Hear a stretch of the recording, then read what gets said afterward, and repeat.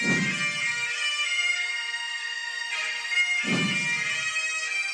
to that piece of lieutenant that's always on his podcast, bash us, yeah.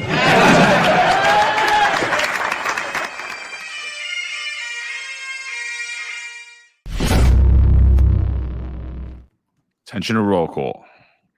That's right. Good morning, everybody. 8:05 live Eastern time. And of course, it's Monday morning. We're back. More content as always. The New York City NYPD Police Benevolent Association. The Wolf in Sheep's Clothing. What does that mean? Well, we'll get into it. John, let's start it up, brother. Let's do it.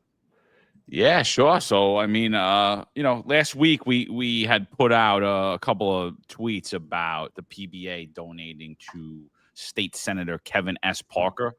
And what Kevin S. Parker was doing is he has a bill up in the Senate currently that he wants to give CCRB the authority to basically not even override. He wants to give CCRB the final disciplinary authority when it comes to their cases, meaning that the CCRB could issue discipline, which right now they cannot. They can only recommend discipline. When a CCRB case is concluded on an NYPD officer, that discipline is recommended to the police commission, and the police commissioner makes that final say. CCRB wants that authority.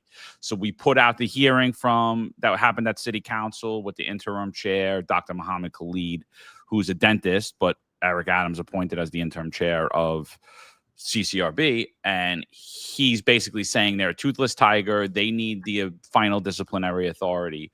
So I started looking around, and I found that donation from the PBA to Kevin S.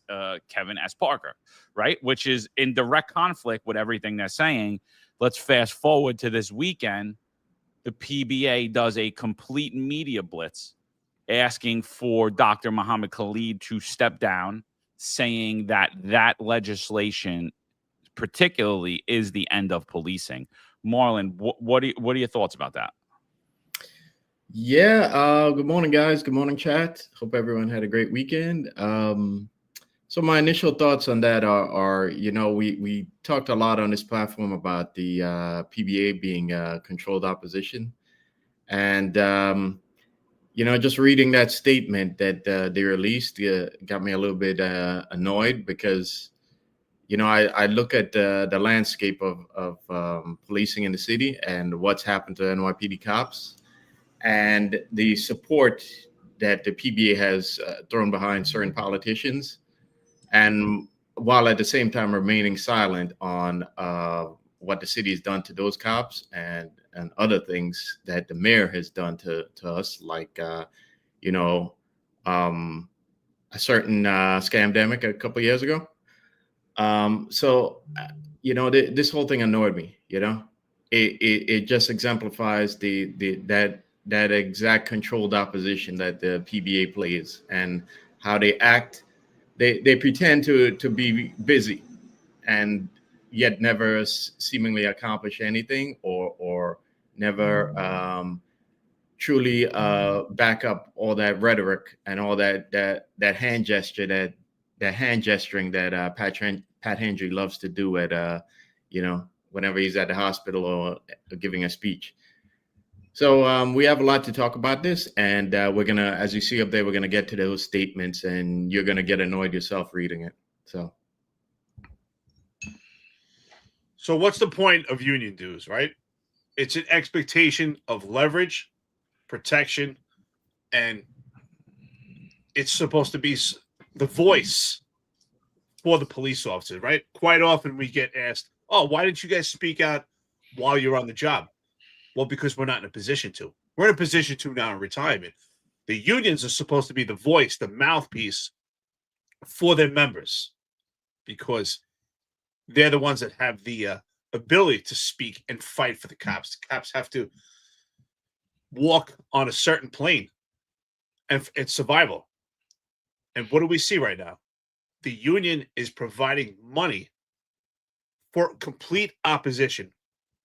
Politics that not only are they not in favor of police, but they're actually against police, and their rhetoric hurts the police department, ultimately hurts public safety. So on both ends, do we see the union is failing? Failing the public and failing their own membership. Not only is that a problem, I mean, let's talk about what's going on here. The cops are giving union dues. Those union dues are saying, here, I'm paying for services. I want you to protect me. I want you to be my mouthpiece.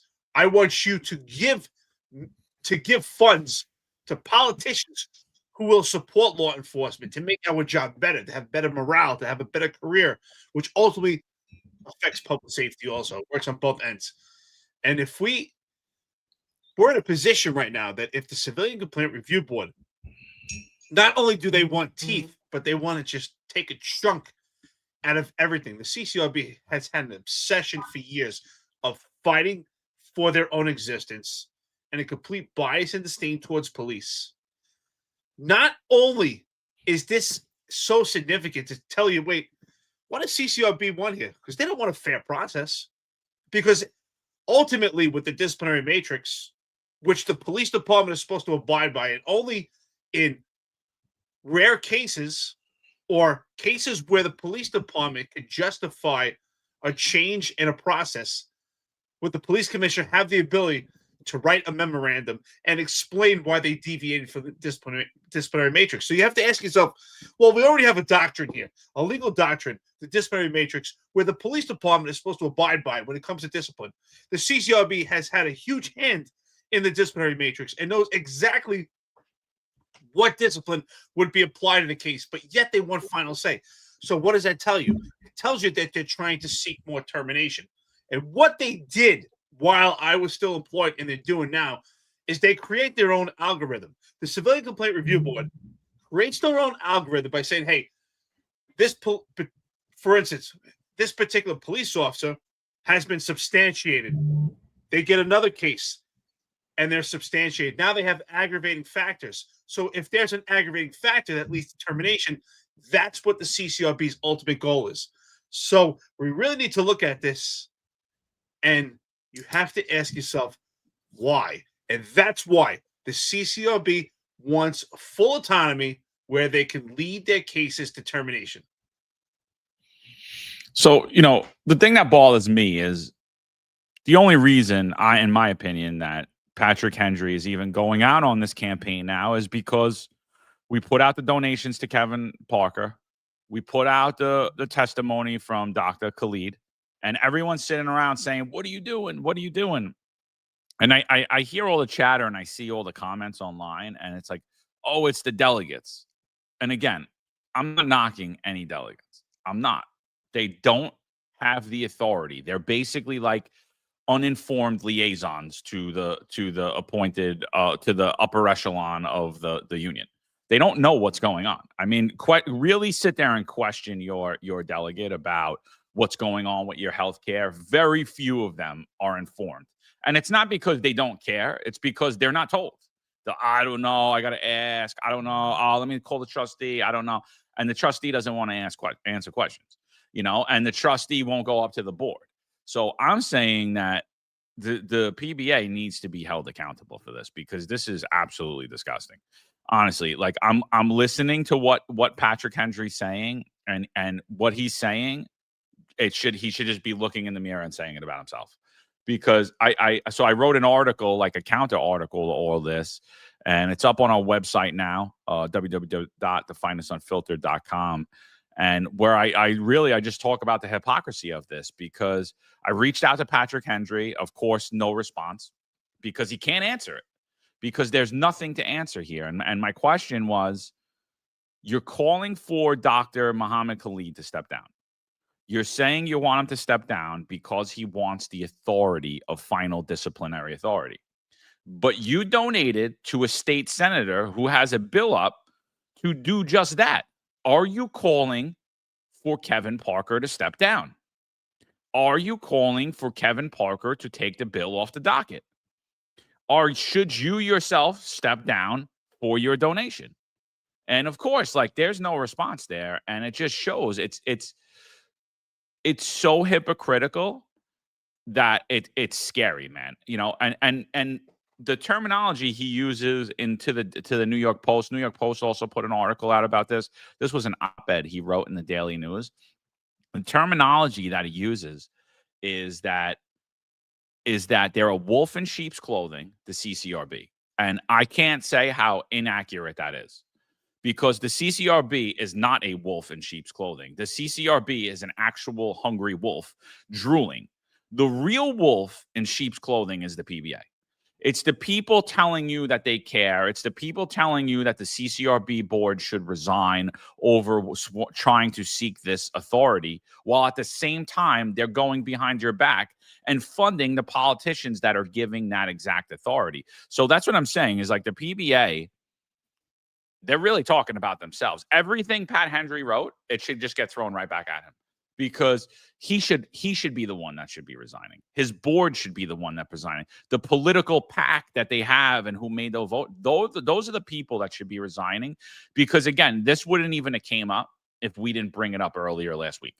And that's what it is. You're being gaslit, you're being lied to, and these unions are not out to represent you. And it's very, very obvious.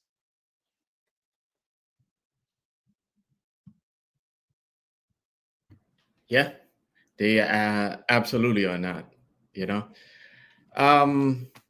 there's a lot to talk about this. There's a, I always say whenever you see things that don't make sense behind it, is there are other connections behind it, and it usually goes back to one industry in the city. And I find it Kevin Parker's connections are very curious, and it kind of makes me understand like what his objectives are, and and they kind of they kind of tell me like what's really going on here, and why the PBA has thrown money behind him, and they kind of reveal the hypocrisy in the PBA itself, So Kevin Parker was one of the top targets for the real estate lobbying in the state Senate. And he's very much connected to real estate, and he's on one of the urban development committees. And so that's you need to think about that when you think about all the development they want to do in the city, and why they want to close down Rikers, as we talked about in the past, and they want to build a luxury real estate and casino there, and they want to build borough-based jails to replace the Rikers, but those borough-based jails don't have the capacity for Rikers. But who do those borough-based jails? Who do they benefit? Well, they benefit the real estate development class in the city. And that is probably why Kevin Parker objects to tweaks in the bail reform bill. He doesn't want it. And as we talked before, bail reform, what it does is it literally keeps guys out of Rikers, and helps to lower that population. So when the PBA puts that out and tells me that they really object to what's going to the plan that CCRB wants to do, I question that, because if you're supporting a guy who objects to tweaks to bail reform, which means he doesn't want guys getting locked up, then I'm not sure I'm not sure you on the one hand you're saying you want to make things better for cops, but on the other hand you're making it more difficult for them. So which one is it?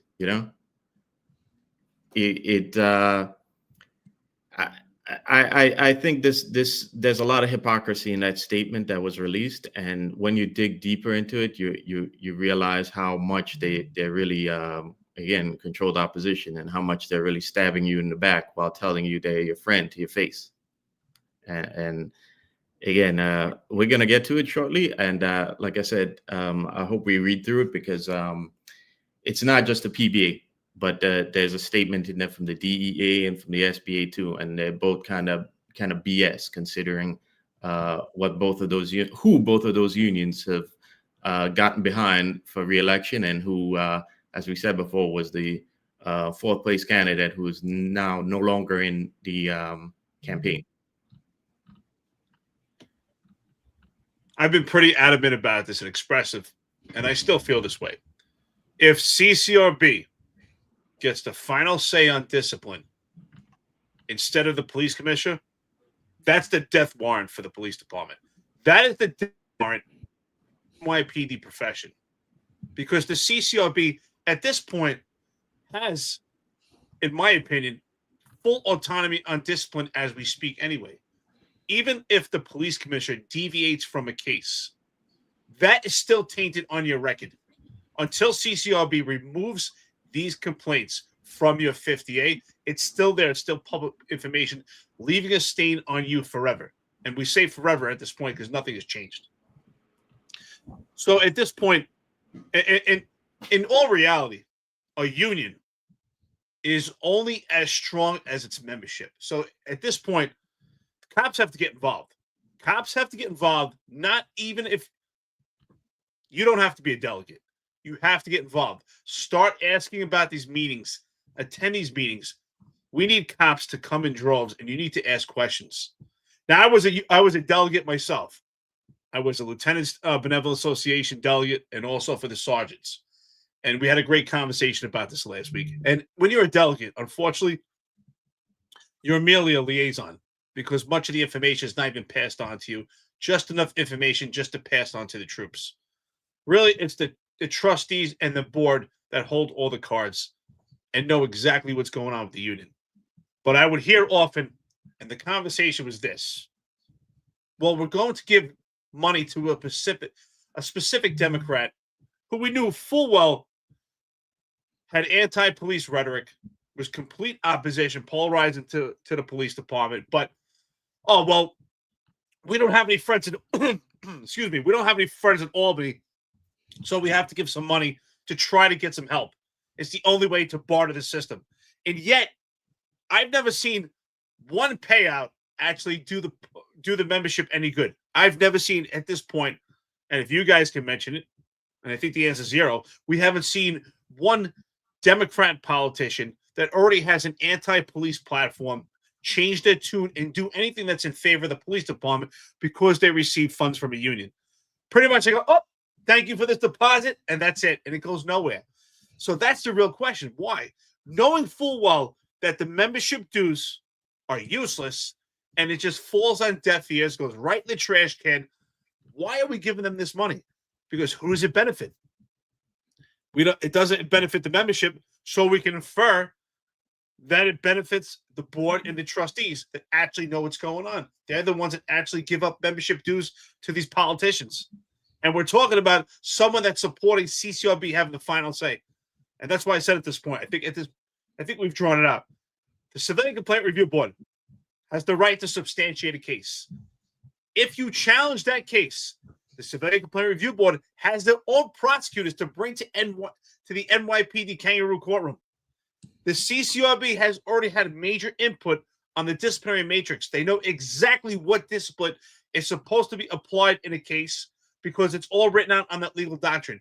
What else do they need? But no, they want to have final say to gear cases, full discipline, and termination. The CCRB is dangerous because they prove themselves to be completely biased, have full disdain towards police officers.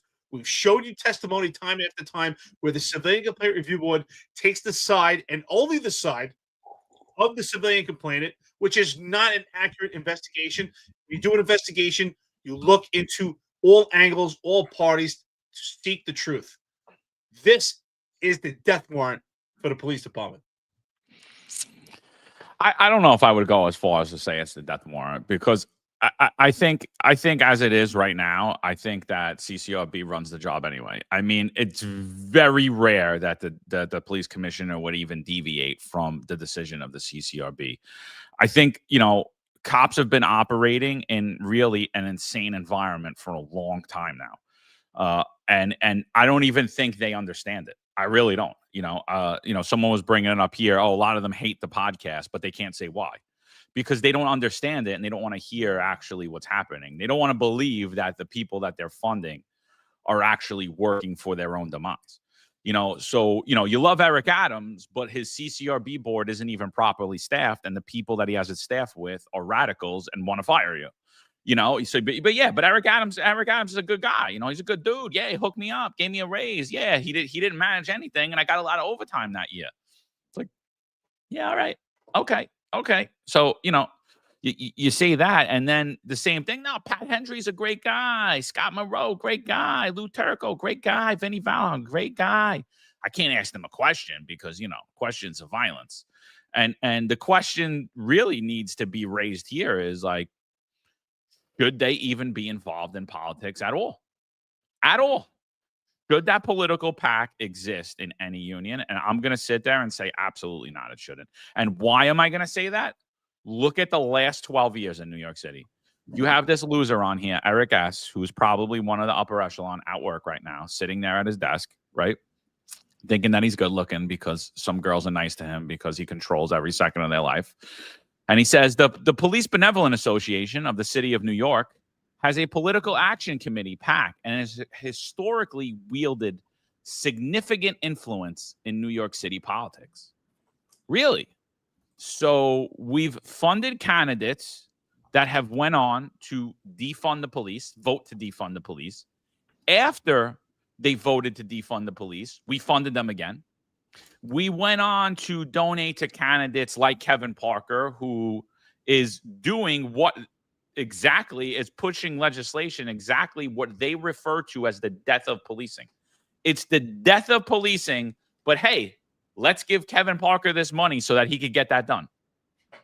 Right? So they give him money. Let's fund candidates like Kevin Parker, who in 2005 punched the traffic agent in the face after he got a double parking ticket. Let's fund candidates like that. Let's fund the candidates who all supported the diaphragm law. Oh, and guess what we did after they supported the diaphragm law? Oh, we funded them. The other one that was the death of policing, and the other one, it was the How Many Stops Act. I know everybody's familiar with that, right? We said it's a nonsense. It's just more paperwork. And it was another bunch of gaslighting. Eric Adams got on board. The unions, it's the death of policing. It's this.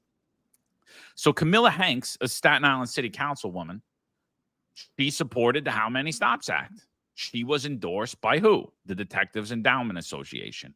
So what does the Detective Endowment Association do? They did something that I've never seen these unions do before. They actually put their nuts on the table and they said, you know what? We're rescinding our endorsement of Camilla Hanks. But guess what happened? 2025 rolls around. Who do you think that the Detectives Endowment Association endorsed for city council? Oh, yeah, Camilla Hanks.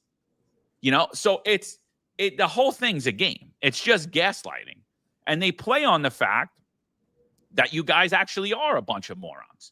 You have no business in politics, and either do your unions. If you're not going to pay attention to what's happening on these legislative dockets, then you have no business funding it. And what's happening right now is your union can't even answer why they're doing it. I asked Patrick Hendry a simple question. Why did you donate to Kevin Parker? That answer will never be answered. It will never, ever, ever be given. You know why? Because the answer to that is a lot more nefarious, like what Marlon alluded to. It's a lot more nefarious, and they can't even come up with a lie about it because his record speaks for itself. Yeah, so is the CCRB a wolf? Yeah, they're definitely a wolf, but they're not the one in sheep's clothing. It's the guys in your roll call. Those are the guys that are pretending like, oh, yeah, we don't know what's going on. We're just going to go down, we're just going to go work on the, your legislation because we care about the guy in the beginning of this video where he says, oh, that effing lieutenant, whatever. That dude, the guy right in the beginning of our thing, that guy, he was sitting there saying that the unions don't care about public safety. It's not their job. They don't care about crime in New York City. They only care about the health and welfare of their members. So does this sound like the health and welfare of your members? You're out there in the news saying this is the death of policing, and yet behind the scenes, you're funding the very people that are seeking to achieve that goal. Disgraceful. Absolutely disgraceful. And Pat Hendry won't come on here because he's a coward. Vinny Vallon, Lou Turco, Scott Monroe, They won't come on here to talk politics because they can't, because they know what they're doing. That's why. Yeah, they absolutely know what they're doing, and they know that you guys who are watching us and on the job, they know you hardly attend union meetings, right? You don't know the issue. Your delegate doesn't know the issues, and you're not going to put pressure on the union to do anything, because you certainly didn't put pressure on them after this pandemic. And I received bad news last night that a former sergeant, now a lieutenant in one of my old units at Intel, passed away suddenly, and it kind of came as shocking news because he's just in his early 40s. And I've said before, there's a health there's a health problem in the NYPD. We have a lot of cops that are unhealthy. You guys know it. You see it amongst your colleagues. You see it amongst yourselves.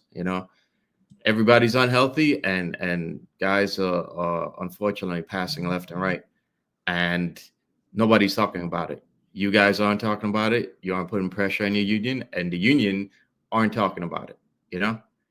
So again, the union, I think they're counting on you guys to remain silent. So it doesn't matter what it doesn't matter that Kevin Parker is behind the scenes, he's working against your own interests. None of that matters.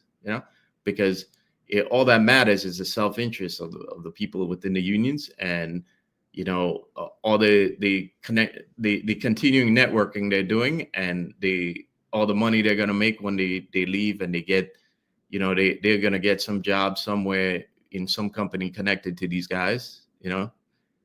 That's all that matters. You don't matter, because you're not going to say anything, and you're not even going to go to a union meeting. So things are just going to continue like this, unfortunately.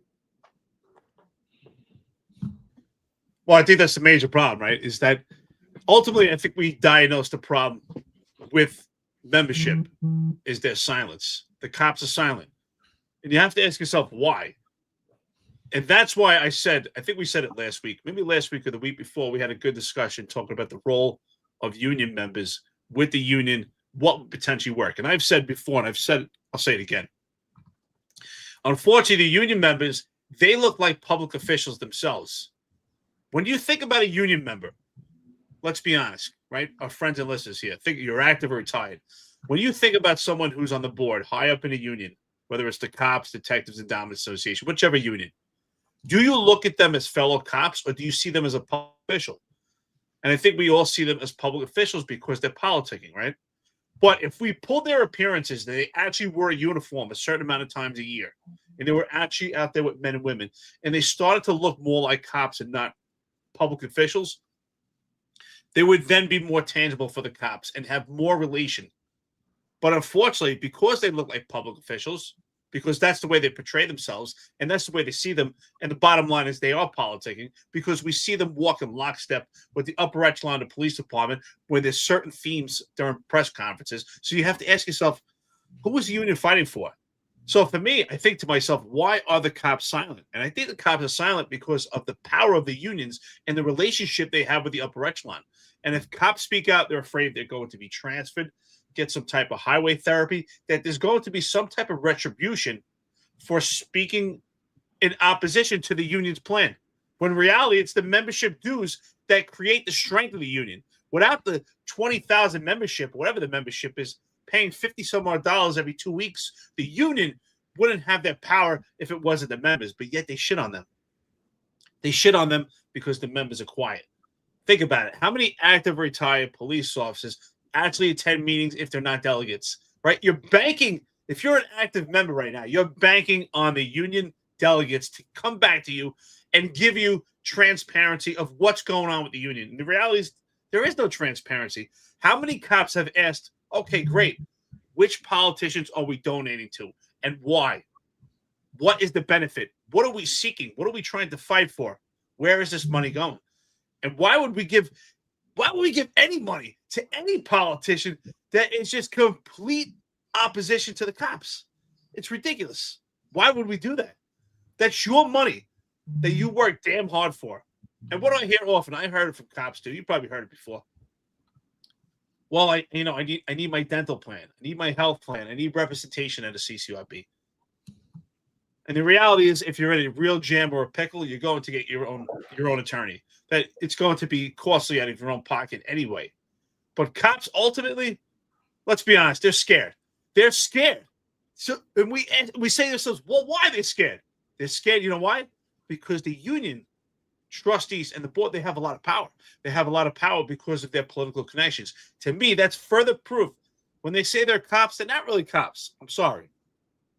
Maybe you're employed by the NYPD. You're on the NYPD payroll, but you're not a cop anymore. You're a public official. You're politicking out there. You're playing politics. And their power is representative of why the cops are silent. Because they're scared of the upper echelon and they're scared of the unions. They're boxed in. The cops have nowhere to go. Thank God for the Finest Unfiltered that they actually have a voice now. Yeah, it's a sad state of affairs. All right, Marlon wants to get into this. Let's get into the Daily News article. Hold on, let me just take these comments off so you guys can see. All right, so this is what Patrick Hendry wrote in the Daily News. With the coming of a new mayor in just a few months, New York City is at a crossroad in public safety. The central question is, who will run the NYPD? Will it be the commissioner? Or will it be the activists at the Civilian Complaint Review Board who have zero credibility, have zero accountability for our public safety mission? Question. So let's just start with that real quick. One, the PBA has been absent totally from the mayoral race. You know, someone said it on here. I put a little meme out. They said that they're like ostriches with their heads buried in the dirt. And I think that's all the unions at this point. After Scott Monroe got the collective of the unions together, with the exception of the PBA, and they went out and embarrassed themselves and endorsed Eric Adams, who had zero chance to win, right after his like 30th corruption scandal broke. They're now pretending like there isn't a mayor race. This is the first acknowledgement by Patrick Hendry that there is a mayoral race. He then goes on to gaslight you in this first statement saying that basically the CCRB is this rogue, unaccountable unit. And that's, while they act as such, that's just not the case. The case is that the PBA board is placed there by the mayor. The board has that power because of the mayor. So at any time, the mayor could say, you know what? You're too crazy. You're not seeking the truth. You're looking to harm cops. You're reverse engineering investigations. You're coming with biased outcomes that even go against your own investigators. But no, that's not what it is. No, it's this, that the CCRB is this evil thing, unaccountable, that the mayor has no control of, and we don't know anything about it. So it's a huge lie. And again, I put out a video on it, and I'll just speak on here for a second. There's only one candidate that has a plan to systemically change the CCRB, and that is Curtis Lewa. He's going to systemically change the CCRB on January 1st, 2026, because that rogue, unaccountable board will now be accountable and will be made up of people who are seeking the truth rather than seeking an outcome. That's what it is. So right then and there, Pat Hendry in that opening statement gaslights you. Marlon, you got anything about that opening statement? Yeah. It's absurd, John. It's absurd considering, you know, we know what's happened to those Wynn Rosario cops, the cops involved in Wynn Rosario, you know, and they're now fighting for their jobs. And it's absurd that the PBA is making a statement like this, considering what's happening right now. It's like, I just can't believe that they have the just the gall to say it, and not if people don't know what or aren't paying attention in the news, you know, like the PBA must be so cynical. They must be so cynical over there to think that cops don't even know what's happening in the news cycle right now, you know, that they could say this and be unaware that, you know, Eric Adams is still your mayor. you know, and well, you know, those Win Rosario cops are fighting for their jobs, you know. So what are we doing here? You know what's funny about this? So Pat Hendry said that we're at a crossroads right now. We've been at a crossroads since Mayor Eric Adams met his inception as the mayor of New York City. And the crossroads was one side was integrity and one side was potential corruption. One side was trust and one side was a lack of trust. One side was competence and the other side was incompetence. So we've already been at the crossroads, and we've already been at the crossroads where one side was perception and one side was reality. And we see that with the crime information that they put out to the public. They tell you crime is down. Oh, yeah. Homicides are down. Shootings are down. We know shootings are not being documented properly. We don't have a full picture of every trigger pull because they're completely lying to us. And I've already explained. Homicides, in most cases, are by people that are known to each other. It's robberies and assaults where you have to really look at, because that's where we're seeing stranger on stranger crime. People are being attacked by strangers. To me, that shows the state of the city. That shows that crime is actually up, and crime is not in this successful historic lows that this administration wants to gaslight you, tell you. So we've already met the crossroads, but now we're about to go over the cliff. The union is just completely putting the cops in a position where they have to play pretend. Let's be honest. And I get it, John. I get your point. I think what you're trying to say, if I'm right, is that it's already a death warrant and that CCRB already has full control and full power, and the mayor has full control to actually put it in a better position. I agree, because the board members are just are just appointed by people with a complete obsession to attack the police department and not find the truth. So, but the reason why I say it's a death warrant, because, and this is who should be listening to this. If you're in tier 2, and you're one of those who get favoritism or nepotism or cronyism, not general population in the NYPD. The disciplinary matrix was designed to help you. Those mitigating factors help you. So if the CCRB has final say, that's who will pay with this, because the police department, the police commission won't be able to protect you because you know Chief so-and-so, because the CCRB will have the final say, and there will be nothing, no obstacles, will be nothing to curb them and stop them. So that's the last chance. So if anybody should be listening, it's those members of the police department that benefit by tier 2. If you have someone in the job that you're related to, you have as what we like to say, a hook on the job.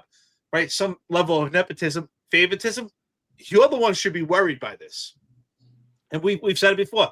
The CCRB, the appointed members are appointed by the mayor. So we're talking about Mamdani, but Mamdani's not even here. For the past 4 years, you've had Eric Adams. Before that, you had former Mayor Bill de Blasio. The CCRB has comprised of people that just have a full bias and disdain for police work. They have their own prosecutors that go into the administrative trials at the NYPD. You have liberal judges at the administrative trial that seek to find the police officers guilty. The only last stop was the police commissioner. And even with the disciplinary matrix, and you're right, John, because we've identified it, back when Keechant Sewell was the police commissioner, that only very few menial cases did the police department ever deviate from the CCRB. But that's the last small hair chance of any intrusion by the police department. This is the final nail in the coffin. And the unions are given money on another level where this is being proposed by the Senate. It's scary. It's scary. It's scary. You have to ask yourself, where are my union dues going? Now you know. Yeah, no, that's it. She deviated rarely, and they made a huge deal of when she did deviate. It was such a small, minute number. Ed Caban was the one that deviated the most, and even his was a minute number compared to the majority of cases. But he only did it for his friends. I mean, like, who are we kidding? Like, we showed you video after video. We're the biggest supporters of cops here. We showed you video where the cops should have been arrested and been fired immediately. And not only were they not even suspended, they got their CCRB case squashed and their IB case squashed. So, I mean, like, you know, that's what I'm saying. Like, I'm talking about the general population. I don't care about those ones that are hooked up. Screw them. They deserve to be held accountable. You know, I'll actually push for that. I'd actually push for that, for where people can't be protected and they have to play and abide by the same rules that 99% of the cops do, because that's what's happening now. So let's read this gaslighting op-ed further. So this week, here it goes. Ready? Democratic nominee, who's not the mayor right now, Assemblyman Zohran Mamdani, offered an unacceptable answer, calling for the recommendations of the CCRB to be understood to be the final voice. These comments are a blaring alarm bell to New York City police officers, because CCRB is already waging a scorched earth campaign against every NYPD member's career and reputation. Leading that charge is interim CCRB chair Dr. Mohammed Khalid, who last week told the members of City Council on Public Safety that whose disciplinary authority should be given to the CCRB, adding, "We are a tiger, but we don't have the teeth." That was a far cry from the vision of fairness that Khalid, a Staten Islander appointed by the board by that borough's elected leaders, had represented just a few months earlier. "I accepted the position to make sure that both parties are fairly treated," Khalid said at a May board meeting. So let's just stop there. So, one, if they gave that authority to David Carr and Frank Morano and Camilla Hanks, why are the unions not holding them accountable? Why are the unions not using their bully pulpit to say, what is happening here? Oh, I'll tell you why they're not doing that, is because they're funding all of those candidates. And then on top of that, they're actually funding a bill. They're funding a candidate that has the bill to do exactly what Dr. Mohammed Khalid is asking. So this whole thing right here, they're pretending like last week never happened. They're pretending like the article I wrote last week never happened. They're pretending that no one knows that they're funding a candidate that has a bill on the docket to do that. This is what this is. Let's just pretend like we're really your voice. That's what this is. This is a game of pretend. Just so you know, Pat, you got whatever you want to say you got, whatever. You want to pretend you still got 16,000 members, we can pretend, right? Let's say you have 11,000 members. They all listen to this show, Pat. We have way more members than that. Way more. So stop hiding, start being a man, and start talking about it. What do you guys think about? What do you think about these statements with the gaslighting around how Dr. Khalid Muhammad and those elected representatives, while ignoring the fact of what they're doing? Yeah, and then pretending pretending Eric Adams isn't the mayor. It's absurd that with this continuing Zoran fear-mongering. And by the way, I'm not supporting Zoran, so before you guys out there start getting to that, no. Okay, I'm pointing out that, as we said numerous times on here, Zoran's policies are just an extension of Eric Adams' policies. Okay, so you're getting the same thing, just repackaged in a younger, maybe more disciplined face. Okay, more disciplined, more media savvy face. Okay, but here we have them pretending like Eric Adams isn't there, and pretending like what they're saying, the end of policing, isn't already happening right now under what's been going on with the CCRB. It's just absurd. And also, we all know they haven't come right out and said it yet, but they haven't exactly gotten behind Curtis Lewa either. So I suspect that any day now we're going to hear them get behind Andrew Cuomo. And we all know the part Andrew Cuomo played with bail reform in championing it and signing it. So it goes back to what John says. It's absurd that these guys. I just cannot believe that they could write an article like this and look at you with a straight face. That what's already happening right now isn't bad for cops, and they're not doing anything right now.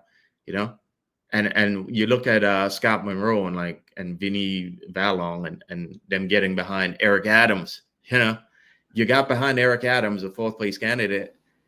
I mean, nobody could get into his ear and tell him like what's going on with those cops. You know, why are we putting the cops out to dry?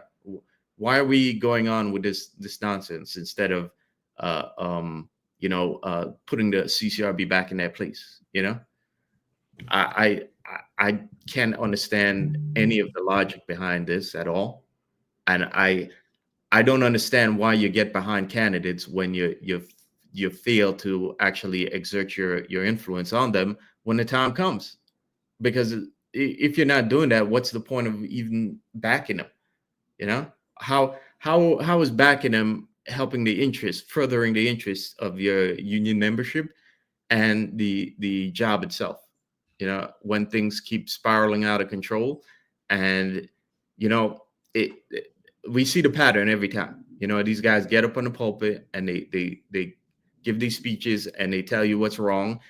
And then, you know, years from now, things are even worse than they were back when they got on the pulpit. So it's like, you know, at what point do you actually, do your best to try and stop things from getting worse and riding the ship again? I'm just annoyed about this in general, and I again the moxie to be able to put this out there and thinking people are stupid is just beyond me. Marlon, I gotta say, brother, you're spot on. Everything you said is spot on. I mean, you nailed it. It's exactly what's going on. The CCRB is already a detriment to the NYPD, and that's why I said this will be the death warrant. But because this is the last straw where the police commissioner has the ability to whip out the mitigating factors for one of their tier 2 members. General population is screwed already. I was general population before. To show you, over time, the CCRB has gotten far worse. But I want to thank the PBA for that piece in the article, because it proves my case. It proves my case, what I've been saying for years, that if you're doing intrusive police work and you become the eye of some political pressure, or you become a political pawn, the CCRB will target you. They become overzealous and they will get you. And I reached out to all the unions back when I became the most complained cop and I was under fire. I received 8 sets of charges in 6 weeks. And I reached out to all the unions because it wasn't just the lieutenants who being affected. It's all the unions. And no one did anything. I said, we're gonna see what we could do. They're always gonna see what they could do. But we see what they're doing. And that's why they don't want anyone listening to the podcast. We know exactly what they're doing. They want the cops to just be, it's like the cops are looking at the ocean and the water's dirty and they can't see what's under the water. They just want to see the cops to see the shining glare on top of the water, but not see what's below it and see what's going on. So, listen, I just want to push back on this. Samara Cohen says Eric still got SA even though he was general pop. Yes, I did get special assignment because I forced their hand. My teams and I were out there kicking ass. We were getting firearms, sometimes 3 and 4 in a day in the South Bronx. I had amazing guys. We were out there kicking ass. They had no choice but to give me special assignment pay. So, and not only that, in opposition to what John Shell says that the community fired me. The community loved me. The community loved me because we were out there doing such a good job. It was the pressure of CCRB. It was in conjunction with Cop Watch that was putting pressure. And you know what? Cop Watch proved that the upper echelon will not fight for you because they let me hang. And we see it right now. The CCRB already has a lot of power. They have, I said it before, I'll say it again. They have their own prosecutors at the administrative trial. They have board members that are in favor of them, investigations that are led to find the police officers guilty. They have the disciplinary matrix, which is the weight against the police officers. They create their own algorithm. What does that mean? So in the disciplinary matrix, if you're found guilty of some type of infraction, if you have aggravating factors, you get the top portion of discipline, which in many cases is termination. And an aggravating factor could be other discipline cases. So the CCRB creates their own algorithm saying, well, you had a complaint against you last month, you had one a year before, and they could use anything within a 3 period to hold weight against you as an aggravating factor. So they build their own algorithm. Now, not only will they build their own algorithm, they'll have the last say. Where was the unions before to fight this? It's a little bit too late. It's too late because the CCRB, in my opinion, already has their teeth. The only difference is they're showing their teeth. It's just they haven't really been able to bite into it. But this will be the portion where they can just bite into it and just completely take over. Yeah, let's get through this because this is kind of long. This I don't know that we'll get through the whole thing, but let's see. All right, so in other words, he says Khalid's not the first chair to abandon promises of fairness. Rather, his latest string of anti-police activists trying to assert the police commissioner's authority over not only discipline but policing policy and strategy. In other words, Khalid and his colleagues are simply advancing the defund the police project in disguise. Unfortunately, rather than fighting back, NYPD management has historically tried to appease the CCRB at the expense of cops on the streets. In agreement after agreement over the past decade, the NYPD has carved off large chunks of its own disciplinary authority and handed them over to the CCRB, even while it pushes cops to engage in kind of proactive policing that the CCRB board members explicitly oppose. This dynamic places officers between a rock and a hard place. It's also completely at odds with the separations of powers and responsibilities envisioned in the city charter. So right here, I mean, this whole thing is insane to me because you're saying that Dr. Muhammad Khalid's anti-police. You're saying that this is a furtherance of defund the police movement, and I agree with you. But you know who I also consider anti-police and furthering the defund the police movement? I consider that for Kevin S. Parker, who you donated money to. I consider that for many of the other candidates that you donated money to. And actually, because of what you're doing here, I honestly consider that for you as well. At this point, I consider the PBA to be anti-police and in furtherance of the defund the police movement. Yeah, and you know who else even accelerated that defund the police movement in New York State? Andrew Cuomo. Okay, and we're not exactly seeing them get behind Curtis Lewa.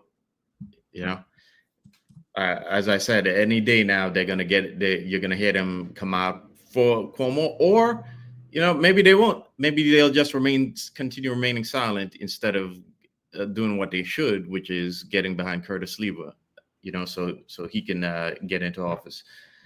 But things keep getting worse, and I suspect that, regardless of this measure actually passing, or Zohan actually outright trying to change CCRB, I think we're gonna get this because he's just going to tell his PC to rubber stamp anything that comes from the CCRB, which, as John has noted, as it already happens to a certain degree. So I think this is going to continue further, and I think again that you look at the real estate ambitions of the billionaire donor class in the city, and what does CCRB do? Well, CCRB creates an atmosphere where these young cops who already improperly trained, and I personally talked about how a lot of Gen Zers have grown up, have been a trophy generation, so I think they come in the door already a little bit different from prior generations. Now, I'm not blaming them. I'm just telling you like what it is and how it is, but they already come in the door, I think, handicapped. And now you're seeing CCRB create an atmosphere where these guys are afraid to be active and afraid to actually do their jobs and second guess themselves when it comes to doing the jobs. And how does that benefit the billionaire donor class behind these guys?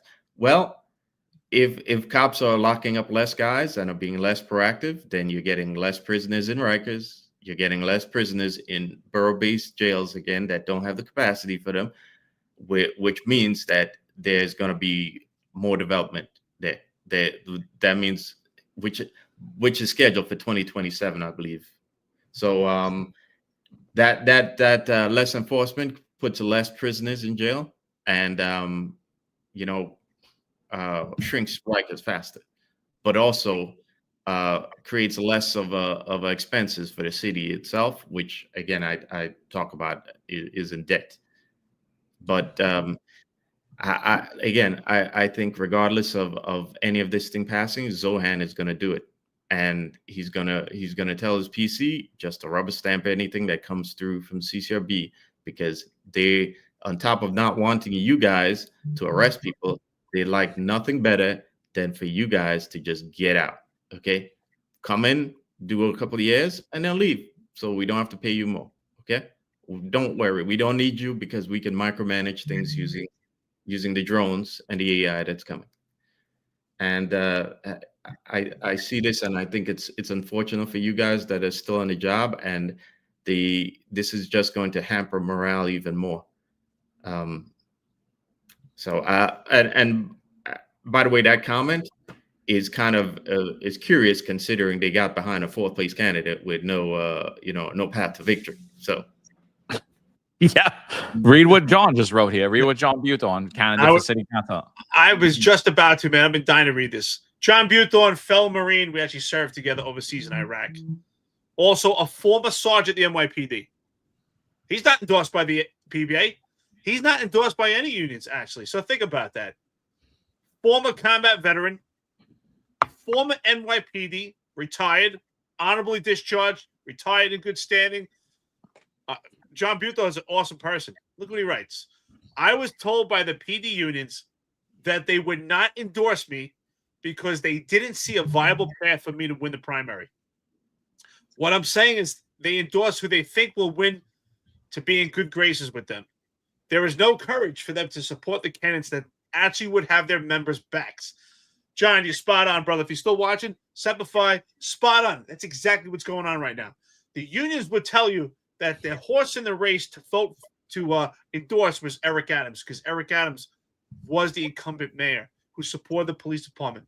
And now we can anticipate that most likely it will be the Jim Walden logic. The Jim Walden logic, which is go for the front runner, right? Which is Andrew Cuomo. Well, that's what they'll tell you. I believe the front runner is actually Curtis Lewa. But they'll tell you they go for the front runner because there's no courage to actually endorse someone and put up a fight. So what? That's what the union should do.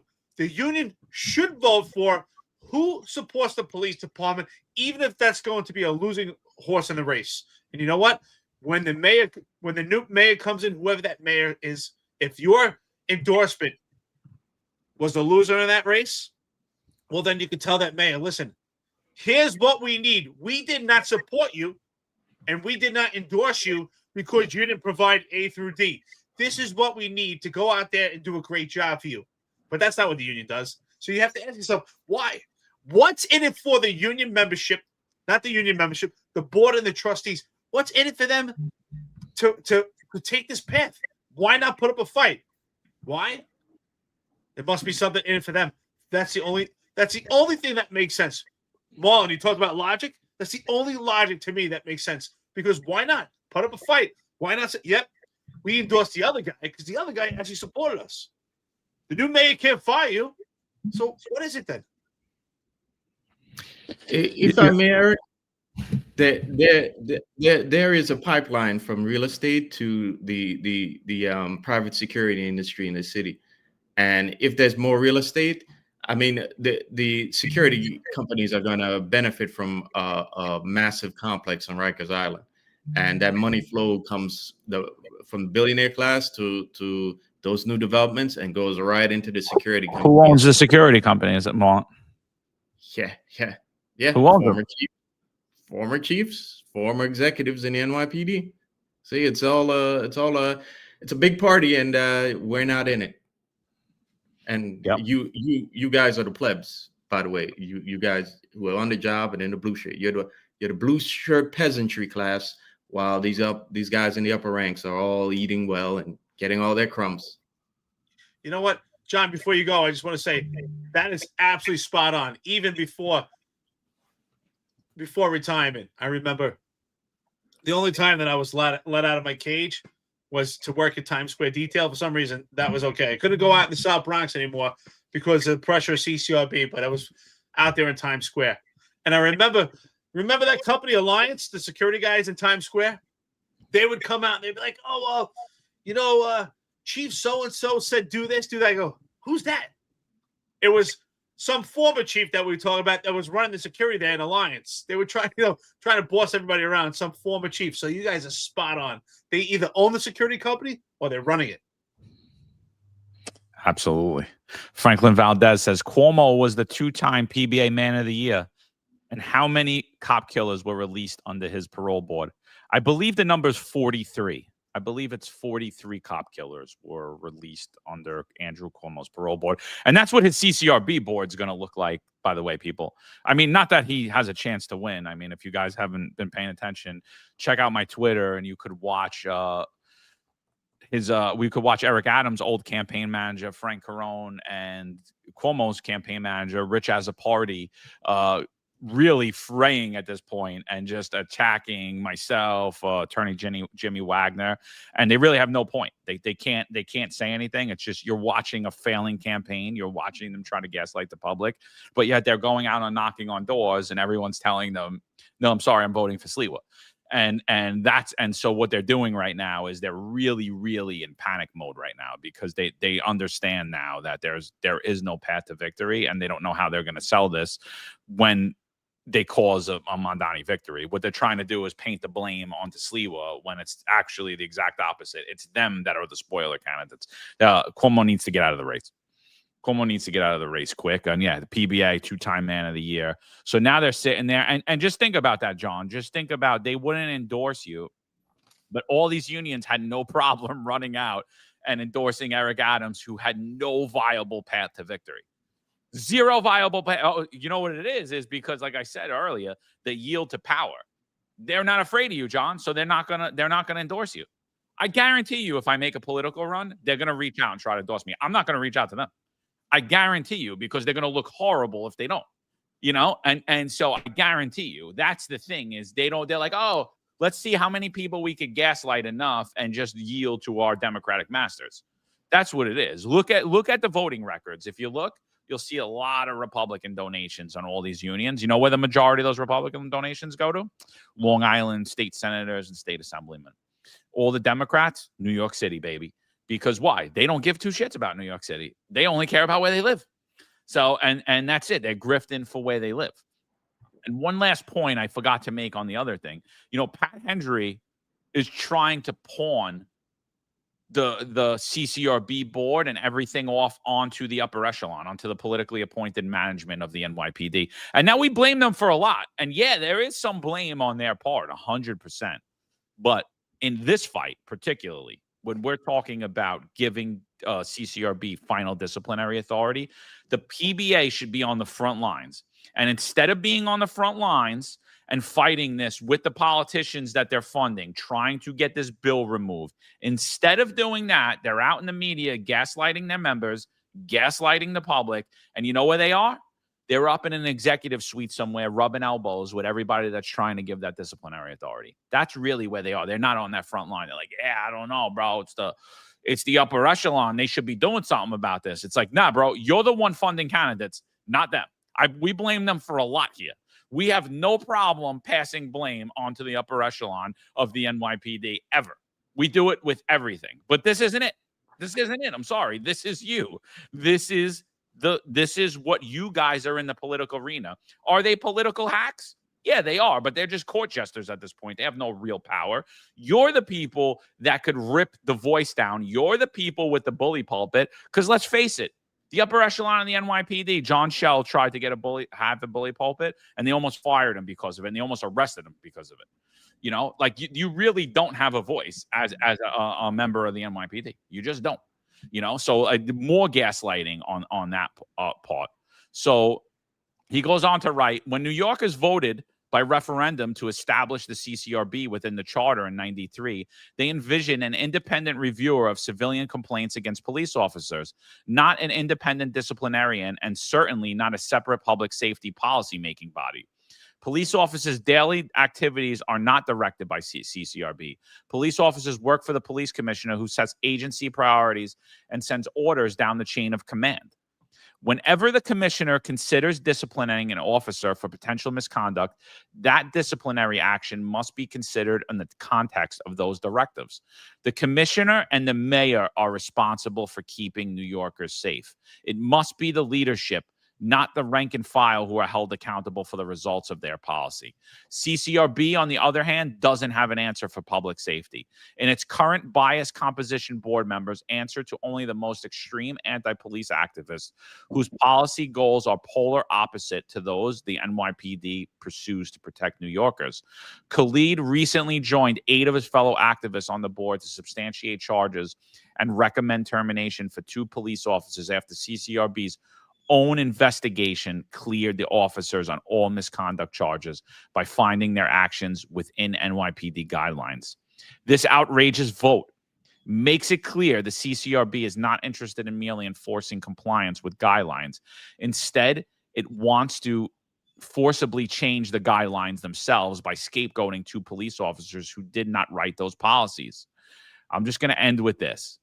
Granting CCRB final disciplinary authority would spell the end of policing in the city. Any police officer who remains on the job will have to balance the directive of our NYPD supervisors against the threat of unreasonable, unfair, and willfully biased CCRB board members every time they respond to an emergency.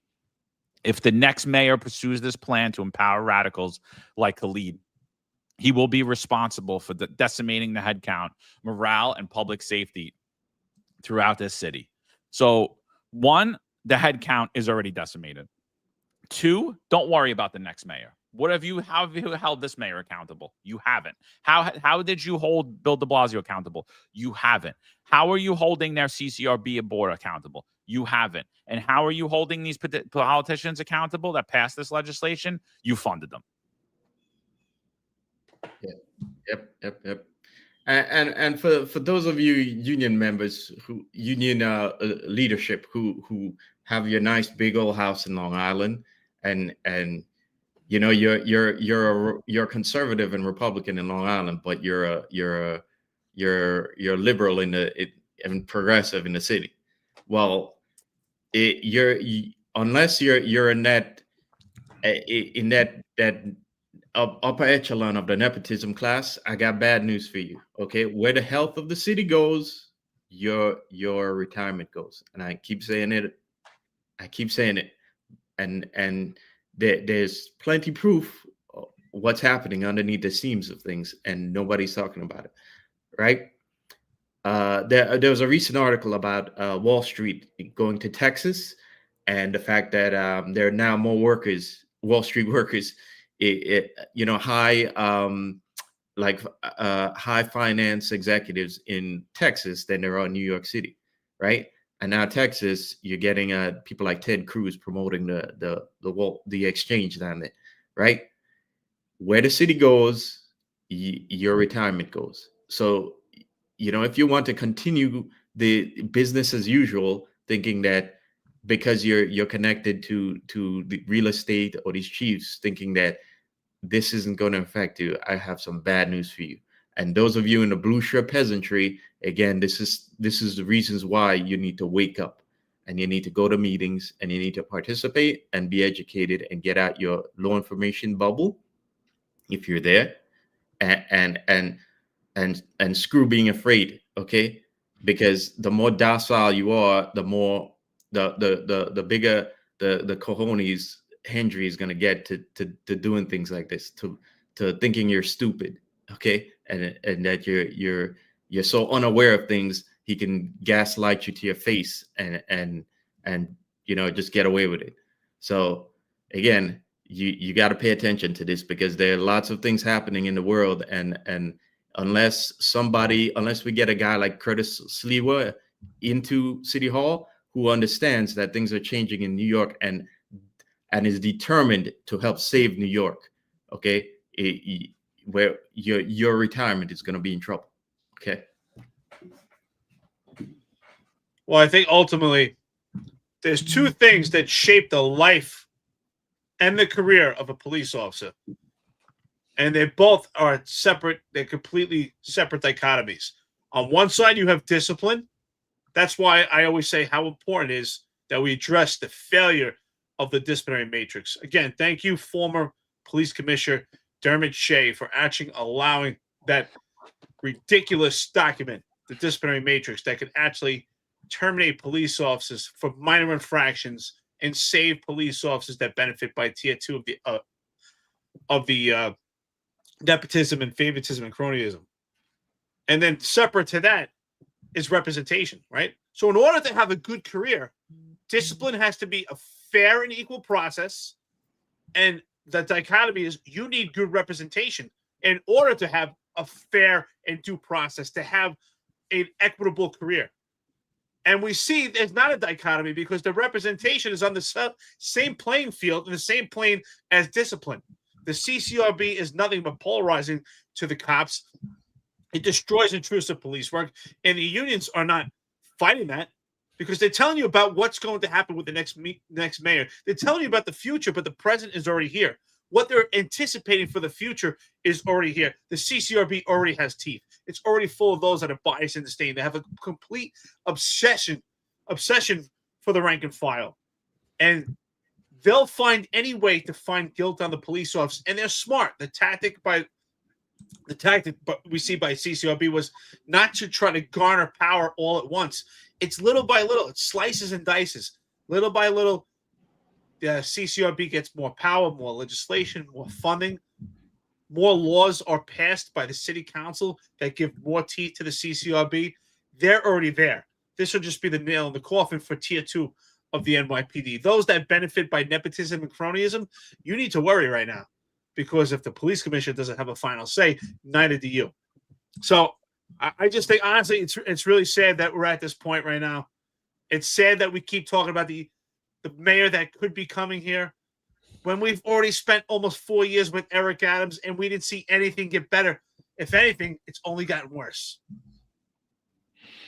Yeah, I think it's gotten much worse, honestly. I think like Eric Adams has done a great job, and Jessica Titch and her control of media have done a great job of cleaning up Eric Adams' appearance. But I mean, again, I don't even want to talk about this administration anymore because they're done.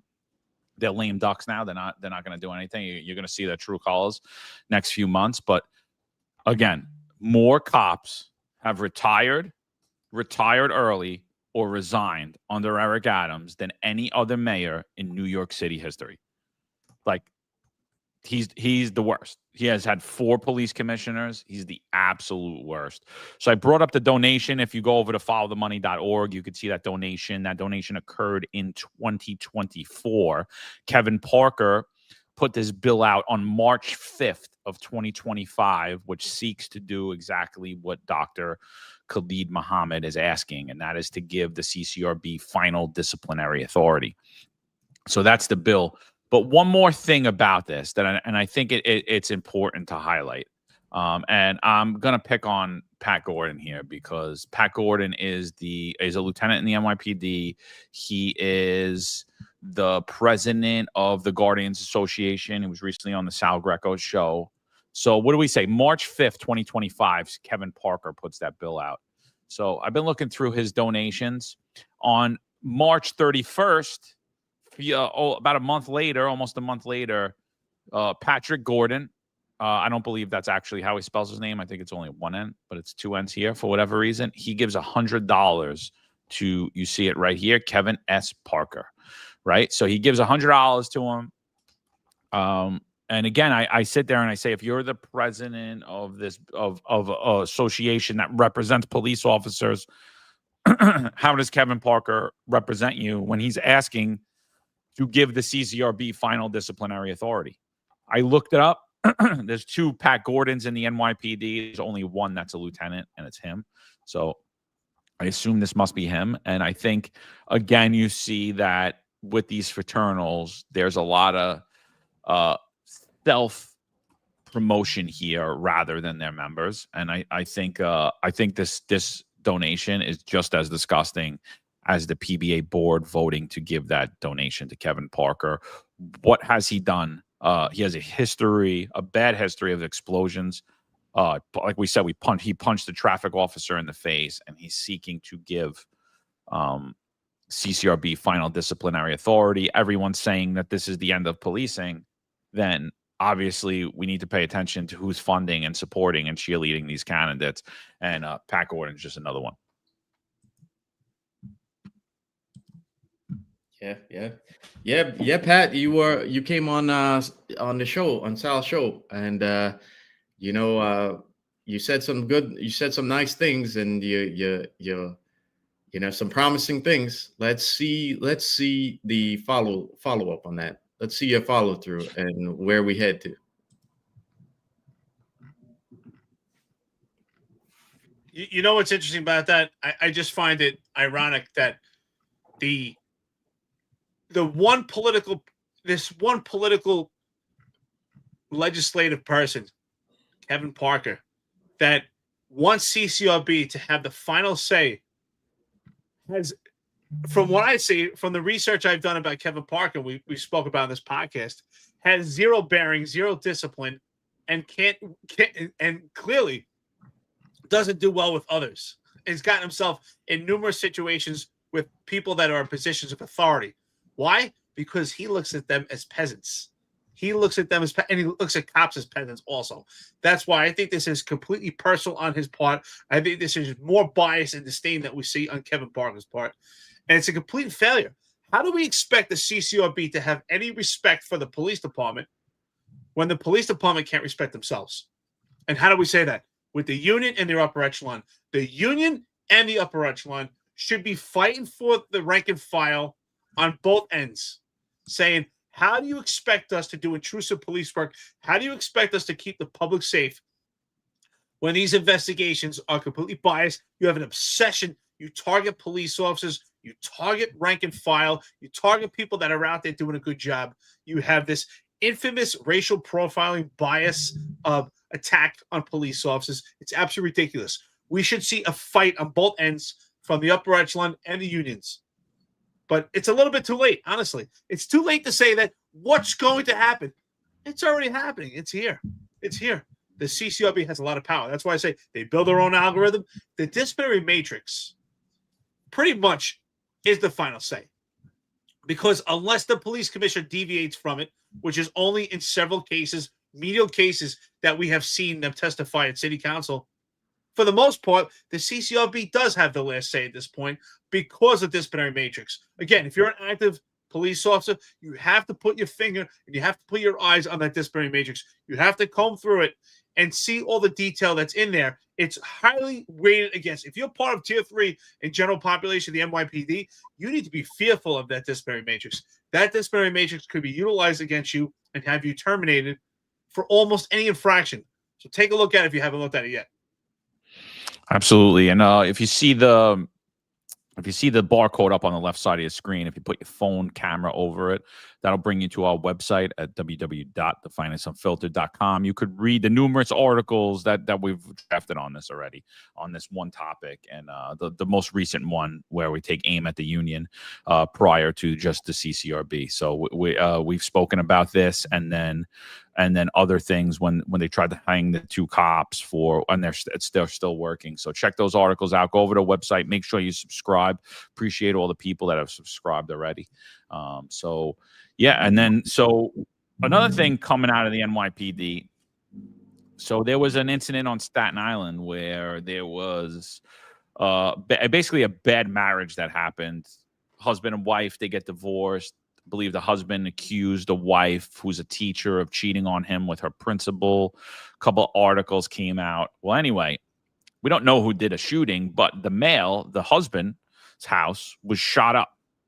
Someone went outside his home and shot at his house 6 times. Bullets went through the wall, even shot through and damaged his toilet bowl. So Sue Edelman of the New York Post writes an article about this. And this is the part that is glaring, because I think the crime manipulation is so blatant now in the NYPD. While they're sitting there and touting historic numbers in shooting, historic lows in shooting, historic lows in violent crime, when you read the news articles about the crime, you just completely see an actual lie smacking you in the face if you're an NYPD cop. You see actual crime misrepresentation happening. Jessica Tisch turns a blind eye to it. Eric Adams turns a blind eye to it. And the quad in the NYPD, who's there to ensure that data reporting is accurate and filled with integrity, is not doing anything about it. They're not ensuring this. They're playing games. So crime reporting in New York City right now cannot be trusted. We don't know the true crime numbers. This is the glaring part of the article. I'm not going to go into the details of the love triangle because it doesn't even matter. Here's the part of the article that should smack every New York City resident in the face. You're being told that we're at a historic low in shootings. So listen to this part from Sue Edelman. The NYPD classified the firing of 6 shots at an occupied house. Man was home. Someone goes in front of his house, shoots 6 times into the house as reckless endangerment of property. A misdemeanor. It was clearly a targeted attack meant to injure, kill, or send a threatening message.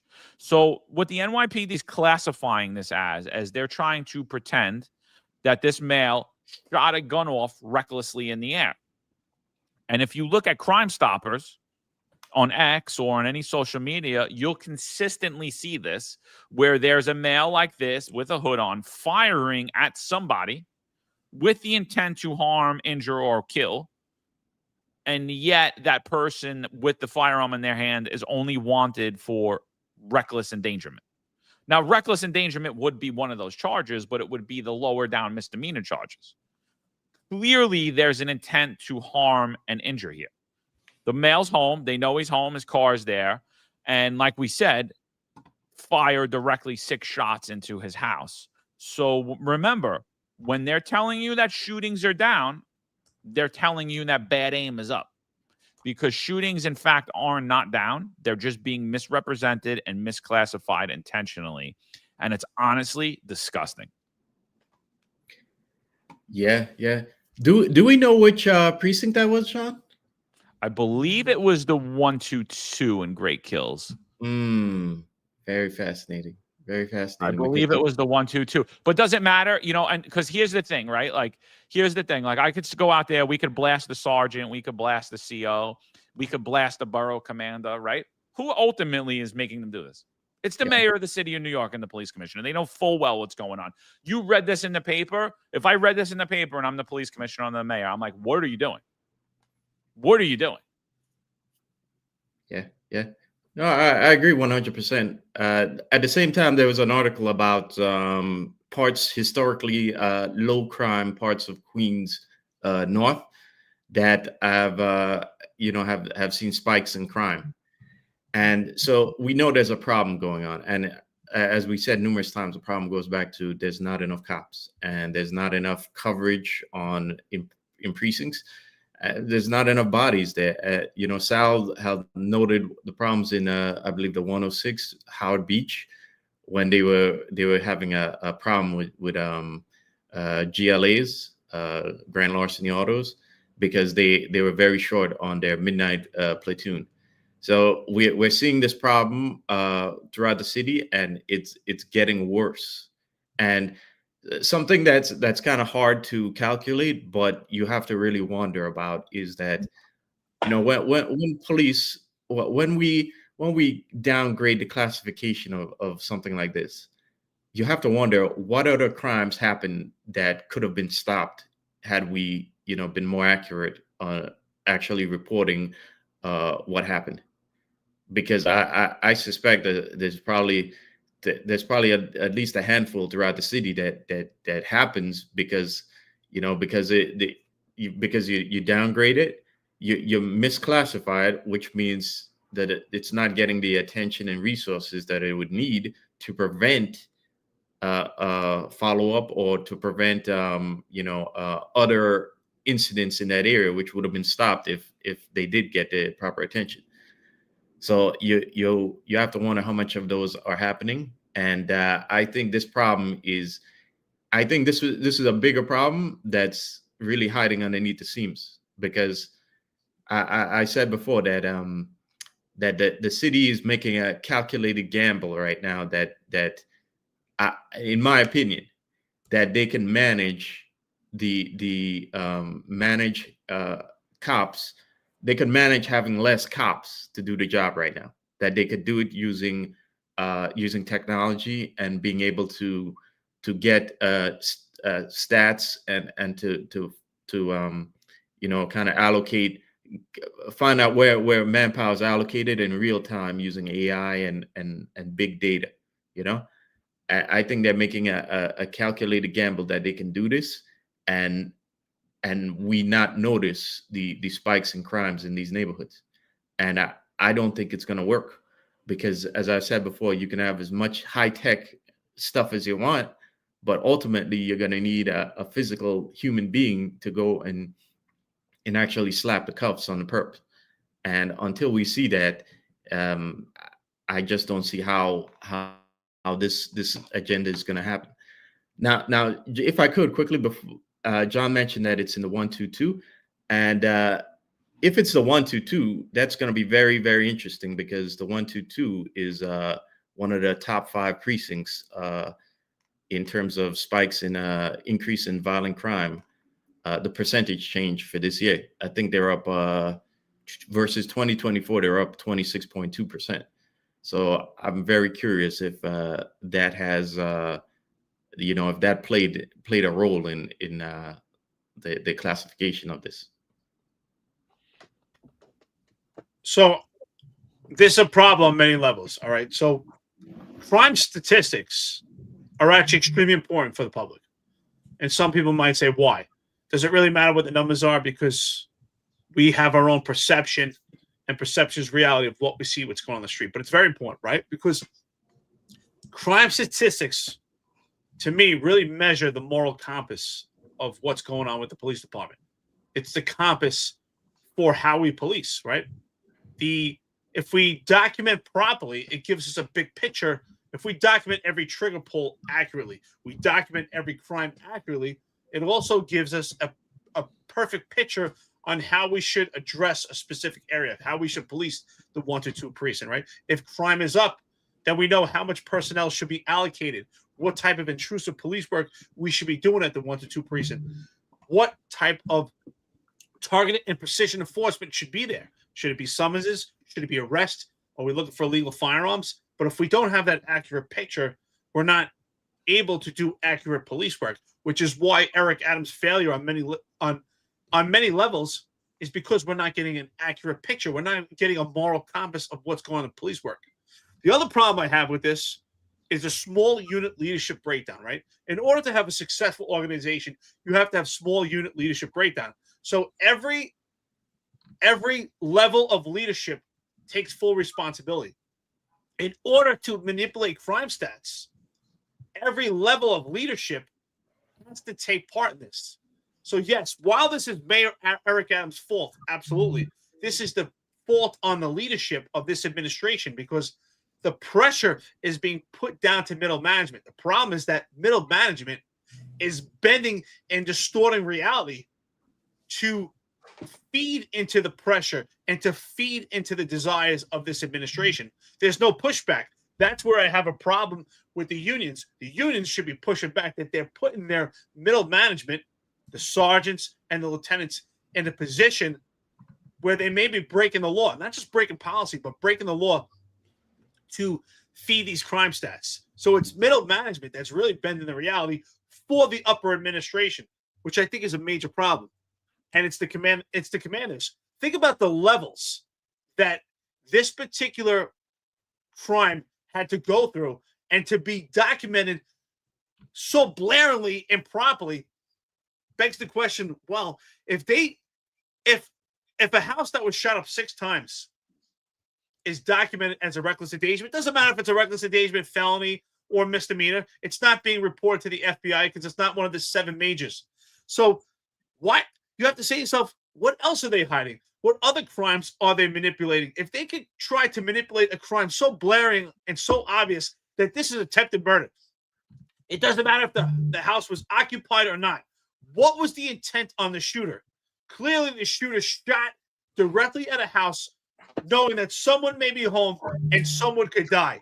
That's attempted murder, and it's not being documented properly. It's such a blaring case. So you have to say to yourself, What else are they hiding in that command? And yes, they're getting towards the end of the year where they're going to have to try to manipulate crime stats to get those numbers down so they can tell you there's a historic low.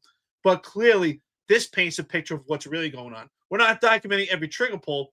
We're misrepresenting crime, which again is the fight of perception versus reality. And we know the reality because we see it. Your eyes aren't playing tricks on you. The city's out of control. These numbers are pure bullshit.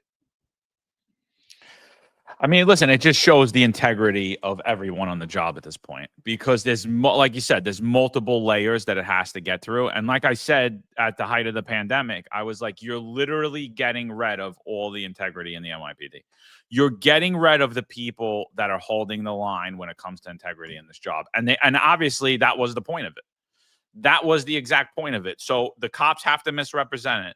The sergeant on the scene has to misrepresent it. The lieutenant back at the station house has to misrepresent it. The XO and the CO have to misrepresent it. The crime analysis people have to misrepresent it. The borough commander has to misrepresent it. The borough ComStat has to misrepresent it.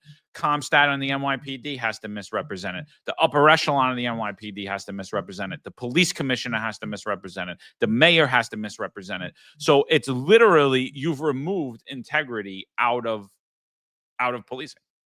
It's lie after lie after lie. And say, oh, well, we can't classify as attempted murder. Okay, but it's at least a shooting. It's at least a shooting. You know, you don't want to classify it as attempted murder. Okay, that's fine. But it's definitely a shooting. It definitely counts as a shooting. You can't sit there and say we're at historic lows in shootings, and every time shots are fired, and the perp doesn't hit who their intended target is, classify it as reckless endangerment and be like, oh, no, it's good. We got 20-something thousand guns off the street, crimes down, shootings down. You can't do it.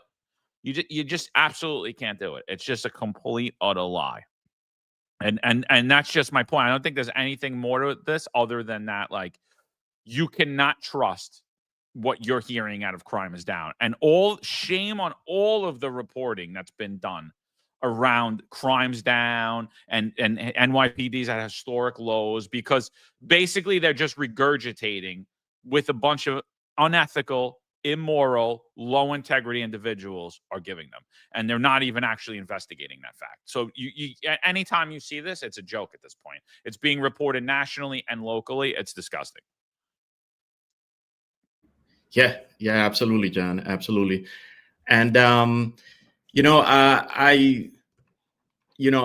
just to quickly mention it again.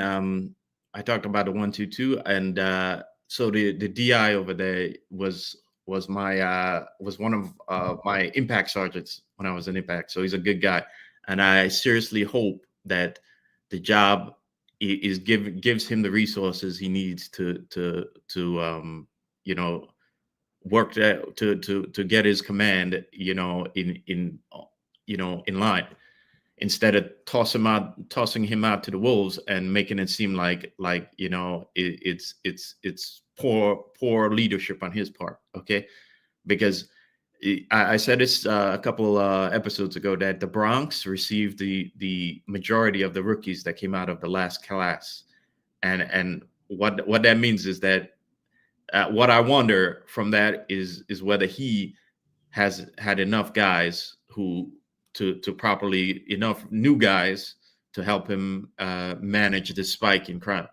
Maybe it's me being cynical, but I suspect he didn't. And here we have this media attention that's now coming. So I hope the job doesn't throw him out to the wolves and not give him what he really needs, which is more manpower to do the job. Now, I also want to mention that for those of you who heard what John said and think that there's no way that this could pass so many layers of oversight and management, and that there's no way the integrity of the NYPD could be so kind of screwed up right now that this crime, this misclassification of crime could continue going on. Well, I think it's probably gonna increase as we end out this year, because the people in charge of 1PP and the city are in legacy protection mode right now. Eric Adams isn't this is it for him. This might be it for Jessica Tisch. This might be it for John Chell. And considering the cloud of improprieties and corruption that has been going on in this administration since Eric Adams first got there, I think they're in a legacy protection mode, and they're trying to make sure that they at least go out in without crime spiking. So what I think is going to happen throughout the next couple of months is this is going to accelerate even more. And as John has mentioned before, whoever gets into office, even if they want to do a good job and help clean up the city, and actually right the ship, they're going to see a spike in crime, because the actual numbers were going to come forward. Because I believe the next couple months, the numbers we see, you're going to have to apply a heavy dose of skepticism to it. Look, let's have a real conversation. And the real conversation is this: we have all been saying it. We just said it just now, and I said it earlier in the last go around. Proper crime statistics give you an accurate display of what the moral compass is of the NYPD. And what is the moral compass affected by? If the moral compass is positive, means there's integrity throughout the police department, it's a reflection of the leadership. But when there's a failure and there's a breakdown in the moral compass and the integrity of the police department, again, we have to look at the leadership. The leadership of this administration has caused this trickle effect. And what it shows is the way the system is designed. This is comparable to what happened during the pandemic. Men and women were boxed in, put into positions to take a vaccine that they did not want to continue on with their employment. They were boxed in from the leadership. The leadership never fought for them. And it was trickled down where lower management bet reality to push their rank and file. Not all of them. There's some people that were in favor of it, and some people didn't care. But for those that didn't want to do it, they were boxed into a position where they were forced to, and it was middle management. And that's what I'm trying to say. It's middle management that has bet reality to push the mission of this administration, to push the mission of this leadership. And that's why I say every level of leadership bears responsibility when it comes to crime statistics, because this is one of those cases where it's not just something that is policy that comes from the upper echelon, but it has to go through every layer for this to play out.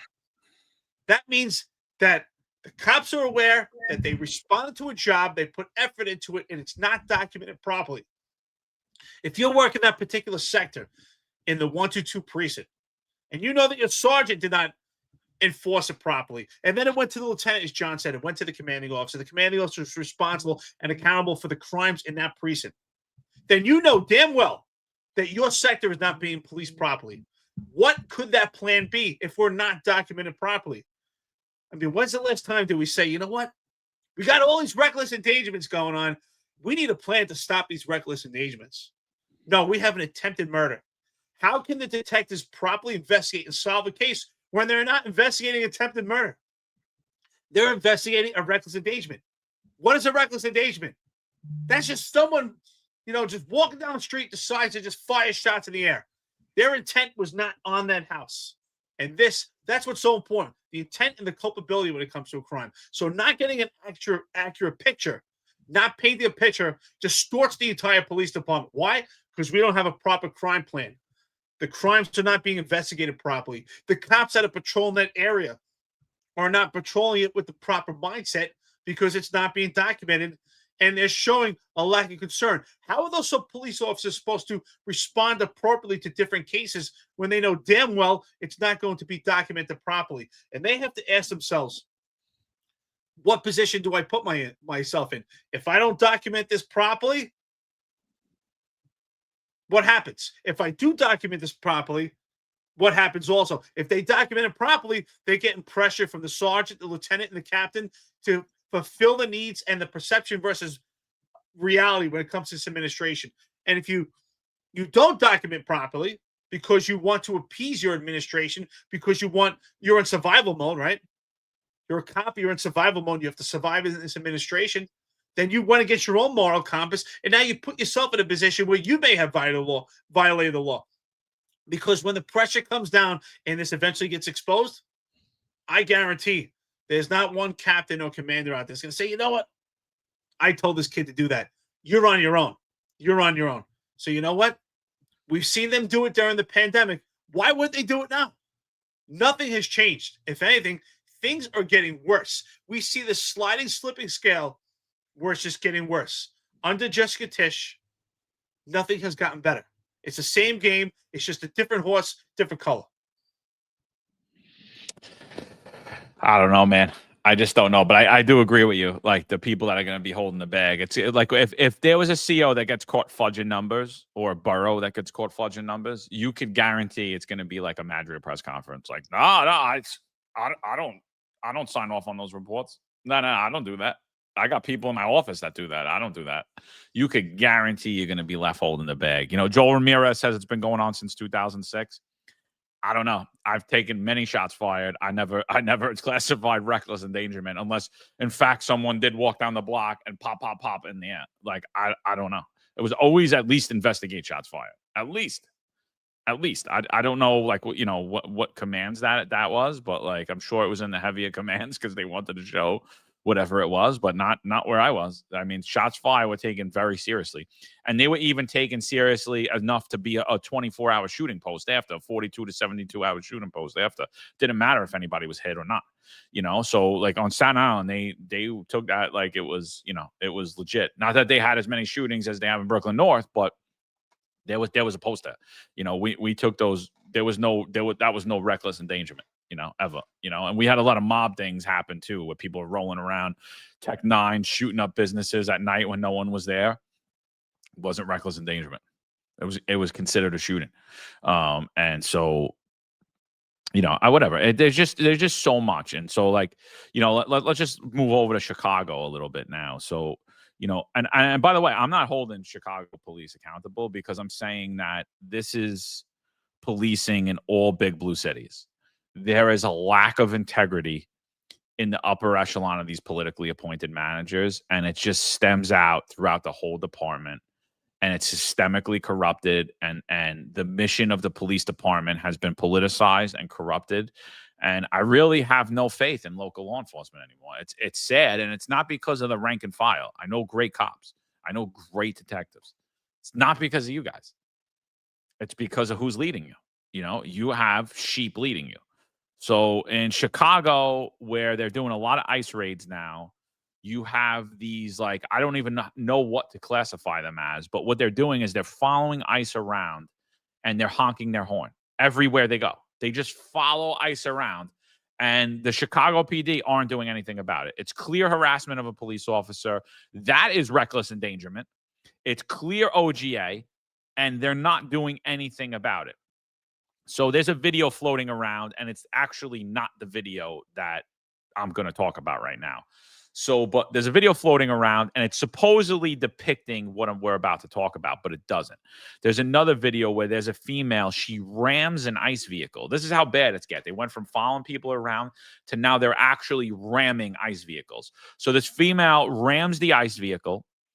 She gets out of a car. She has a gun on her. ICE shoots her. And now a huge crowd forms, and ICE calls for help. All right, so I'm going to play you that 911 call. ICE calls for help, and then the chief in Chicago comes over the radio. Listen to what this coward says, and don't you for 1 second think that it would be any different in New York City or in LA or in Dallas or in Miami or anywhere else. You're led by a bunch of coward, politically appointed sheep. Listen to this 911 call. This is what's happening. ICE is surrounded right now by individuals after a shooting. There's a crime scene after someone who is just trying to ram them off the road. Okay. Any kind of particular hairstyle, just younger, male, Hispanic, on foot, wearing all black? No hairstyle. Okay, 10-4. And one is for the hit and run. This guy fled from the scene at 37th Place in Kedzie. It all started at I-55 in Kedzie. Then they fled southbound at Kedzie, where that offending vehicle crashed. They ran the federal agent off the road. They fled on foot westbound 37th Place from Kedzie. It was a male Hispanic younger wearing all black clothing. 90 man. Yeah, send the cars in that direction. Have them stay put 2 or 3 blocks away, all right? Have them hold tight until I give you further direction, please. Okay, so for NYPD units responding to 39th Place in Kedzie per 999, if you guys can just, for the units responding to 39th Place in Kedzie, if you guys can start heading there as quick as you can, and then just hold tight for instructions with 999. 999. 999. For the chief of patrol, clear everybody up. We're not responding over there. Radio check. And again, per the chief of patrol, we have all the units that per 999. Chief of patrol said all units clear out from there. We're not sending anybody over to that location. 62, we're going to clear out as soon as we can, Spot. We're like locked in over here, so we're going to do the best we can to get out of here as soon as we can. So that was the chief of patrol for Chicago PD. Let's get up his face on here. That is Chief John P. Hine. He issues a stand-down order. Federal law enforcement officers are requesting assistance. It's a crime in New York City, in Chicago, to not assist a law enforcement officer. It's a crime. It's a crime to not assist, right? That is a lower down violation. This right here is a violation of your oath that you swore in front of your state's constitution. This is a violation of your main duty. What is a police officer's main duty? To protect life. An ICE agent's life falls into that. There's no political boundary there. They're calling for assistance the same as if they were a civilian. There's a crime occurring and they need help, and you have this coward as the chief of patrol. And again, this is why I say that we should remove the title chief out of policing at this point, because in these politically, there are many men that I will call chief until the day they die. But there are many men that if we were in Native American culture, they have no business being called chief because they would be out picking berries with the women. They would not be out on the front lines or hunting with the men. I'm sorry. It's just a case. It's a disgrace that this person has the title chief in front of his name.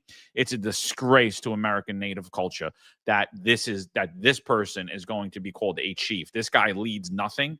He honestly, in my opinion, should be arrested for official misconduct. OGA, he obstructed governmental administration. He should be immediately removed from his position. This is absolutely disgusting.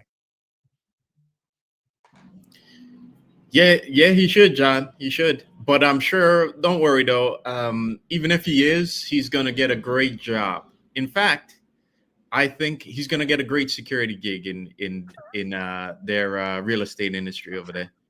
In fact, he can even go. He should go join Terrence Monahan in his security firm. Because this chief looks like this is the equivalent of kneeling the BLM. When I think it's worse, dude. I honestly think it's worse. Yeah, agree. Well, they should start a security company called Taking These Security. Yeah. These guys are such cowards. Instead of doing their job when you're the leader of how many thousands of cops, and you're going to act like this when stuff starts hitting the fan, you're going to be a coward like this. How does the public feel confident that their police department is going to put order to Chicago? That city is just a complete mess. But I think we're headed down that road. They're just a couple steps ahead of us in terms of it. But this is absolutely embarrassing to be a law enforcement executive and tell your guys to stand down. But I've said it before, since 2020, we've seen a lot of this behavior from these executives, these chiefs. a lot of this behavior, and it's kind of embarrassing. One of the things that always sticks with me is that during I forgot what month it was, but it was during that whole when the riots hit the city. I remember I was in a car with a couple of the detectives from Intel, and we all had our raid jackets on. We had our helmets in the trunk. We had our everything. We were ready to go, and we're rushing to Manhattan. We get to Union Square, and I'm looking at like stores being broken in, and they tell us over the radio, they tell us over the phone, don't get out the car. You know, we got to go to I forgot that neighborhood, just north of 14th Street.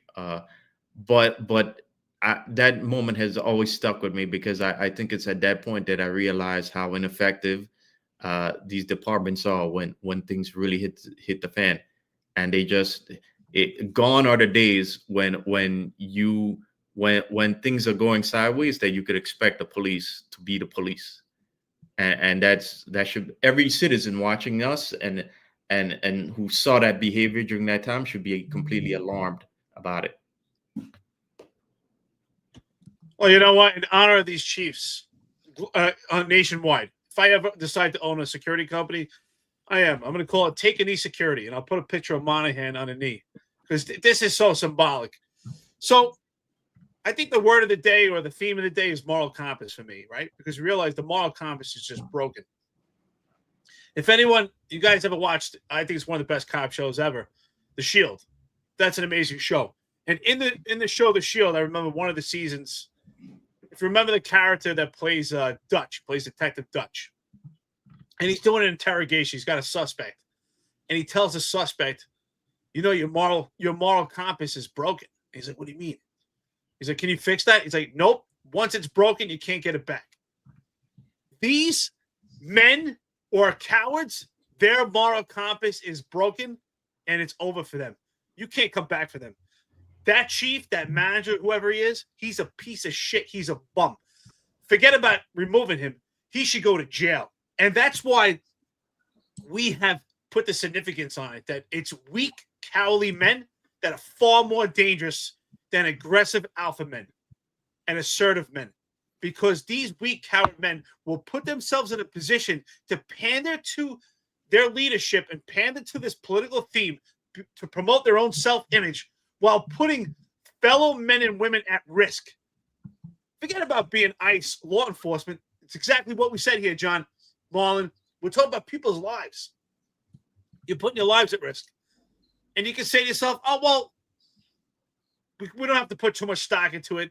ICE should be able to protect themselves. But you know what? Where does it end? What if one day in the NYPD, they say, you know what? There's a unit, public safety, on the screaming for help. And the chief says, you know what? Don't back them up. All those guys happen to be unvaccinated. Or you know what? All those guys on the team, they're all white. Where does it end? If you think this is just the end because it's about Sanctuary City, you have to ask yourself, how far can this go? Is it exaggerating? Yeah. Is it outlandish? Sure. But could it happen? Yes. And I'm sure, I wouldn't be surprised. He's probably the same syndrome we see in the NYPD. He's probably a nice guy. He won't back up all these people, but he's a nice guy. He smiled at me once. He signed a piece of paper for me. Is he a good guy? I'm sure. I don't know Chicago Police Department. I'm sure if you met Chicago cops, they'd probably tell you, I'm surprised he's a nice guy. There's a lot of nice guys in law enforcement. But are they good guys? Because some of these nice guys, and most of them, they're cowards. That guy's a piece of shit. Put him in jail. Yeah, unfortunately, I think Marlon's right. I think he'll go on to have a successful career. I think he'll go on to make a lot of money in the private sector. And I think he'll be lauded as a hero in law enforcement. I think he'll be winning Man of the Year awards after this. I think that unions will brace him up. I think that he might even get into the Hall of Fame, the National Law Enforcement Hall of Fame. This is what's happening right now. I mean, law enforcement is just broken. Hearing that radio transmission, you know what that makes me say? Get rid of all of them. Everyone that listened to that order, get rid of all of them. Defund the police. Defund the police. Because, you know, and you even see it in the chat, people like, oh, then, you know, Trump's going to send in tanks. No. Time out. We're funding a police department for public safety. You're paying heavy city taxes in New York City, in Chicago, in LA. You're paying heavy taxes. These guys are making hundreds of thousands of dollars a year. Hundreds of thousands of dollars a year. To do what? Occupy a seat? Wear a uniform? Waste gas? Smack up our cars? Do TikTok videos? What are they there for? No, this isn't Trump's problem to solve. This is the people of the city of Chicago, the people of the city of New York's problem to solve. What do you think? Daddy Trump's going to save you from everything? No. People in Chicago, wake up. Be like, if my cops aren't going to respond when people need help, when there's life is on the line, we don't need them. Let's start over. We'll figure out something else. We'll figure out a stipend for the people who actually care about public safety. Maybe we'll bring in the guardian angels and subsidize them and pay them. We'll fund people that actually want to provide public safety. That is not a lawful order, what that chief gave them. It's not. You heard the cop on the radio? Oh, well, we're kind of stuck in here. Yeah, you're stuck in the middle of a riot. I'm going to try to get out of here. What is he saying? I'm going to try to run away from what's happening here. That guy deserves a salary? That guy doesn't deserve a salary either. This is the greatest case for defund the police I ever heard in my life. This is honestly absolutely disgusting. Absolutely, that guy should be in jail. That guy should be arrested on day one. What's Pam Bondi going to do about it? I don't know, because she likes to gaslight and not do shit. I saw Nick Ford just got arrested, and she's going after the Portland PD. Okay, let's see what you actually do besides make a couple of tweets. Let's see what actually happens. Right? Because I personally don't think that they're smart enough to even come up with plans. I watched another video prior to this happening. Kristi Noem. She is the head of Department of Homeland Security, right? She's the head. She walks in with ICE and all these other people to a Chicago police department. They ask to use the bathroom. Chicago PT tells them to get out of here. Now, this isn't politics here, people. Would you ever, Eric, you're that desk officer, would you ever tell any law enforcement agency they cannot use the bathroom, they cannot hang out in your lounge, they cannot sit in your muster room? Would you ever deny access to any law enforcement agency across this country? Never. Listen, the more and more that we watch these cases like this, it really hits home of why we're all retired or terminated or off this job. It's the birth of this podcast. It's the birth of this network, because they wanted to remove all alpha men and women that actually are assertive and would push back. Because there's no way, you're damn right, I would have taken as far as it could go. If they were going to fire me that day, so what? Are you crazy? No way am I getting out of here. People need help. That's why they don't want us, John. They don't want you. They don't want Marlon. They don't want me. They don't want Sal. They don't want Rob. They don't want Ron. They don't want us because we would push back. Are you crazy? There's a fight going on here right now, Chief. Get your ass over here. And you know what? You can ask anybody that worked with me. You're damn right. Ask Captain Baki, who's a good man. One day he called the priest. I said, you kidding me? What the hell are you bringing in here? And I told him straight out, he's a captain. They brought a guy in with a gun at the desk.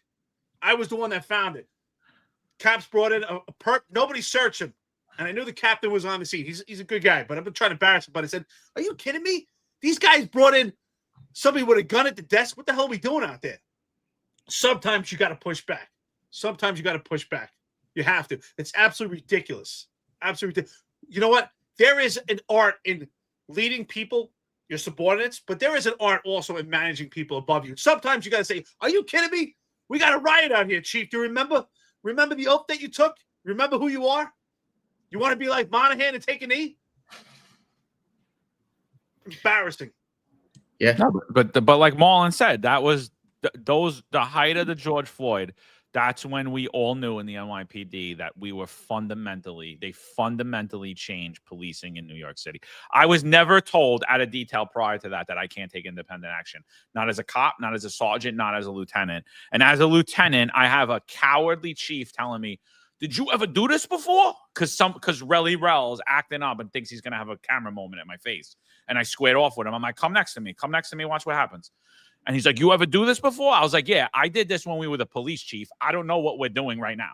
I've done a lot of these, but we were the police. We're absolutely not the police now. He's like, take all your guys and go follow 3 blocks behind.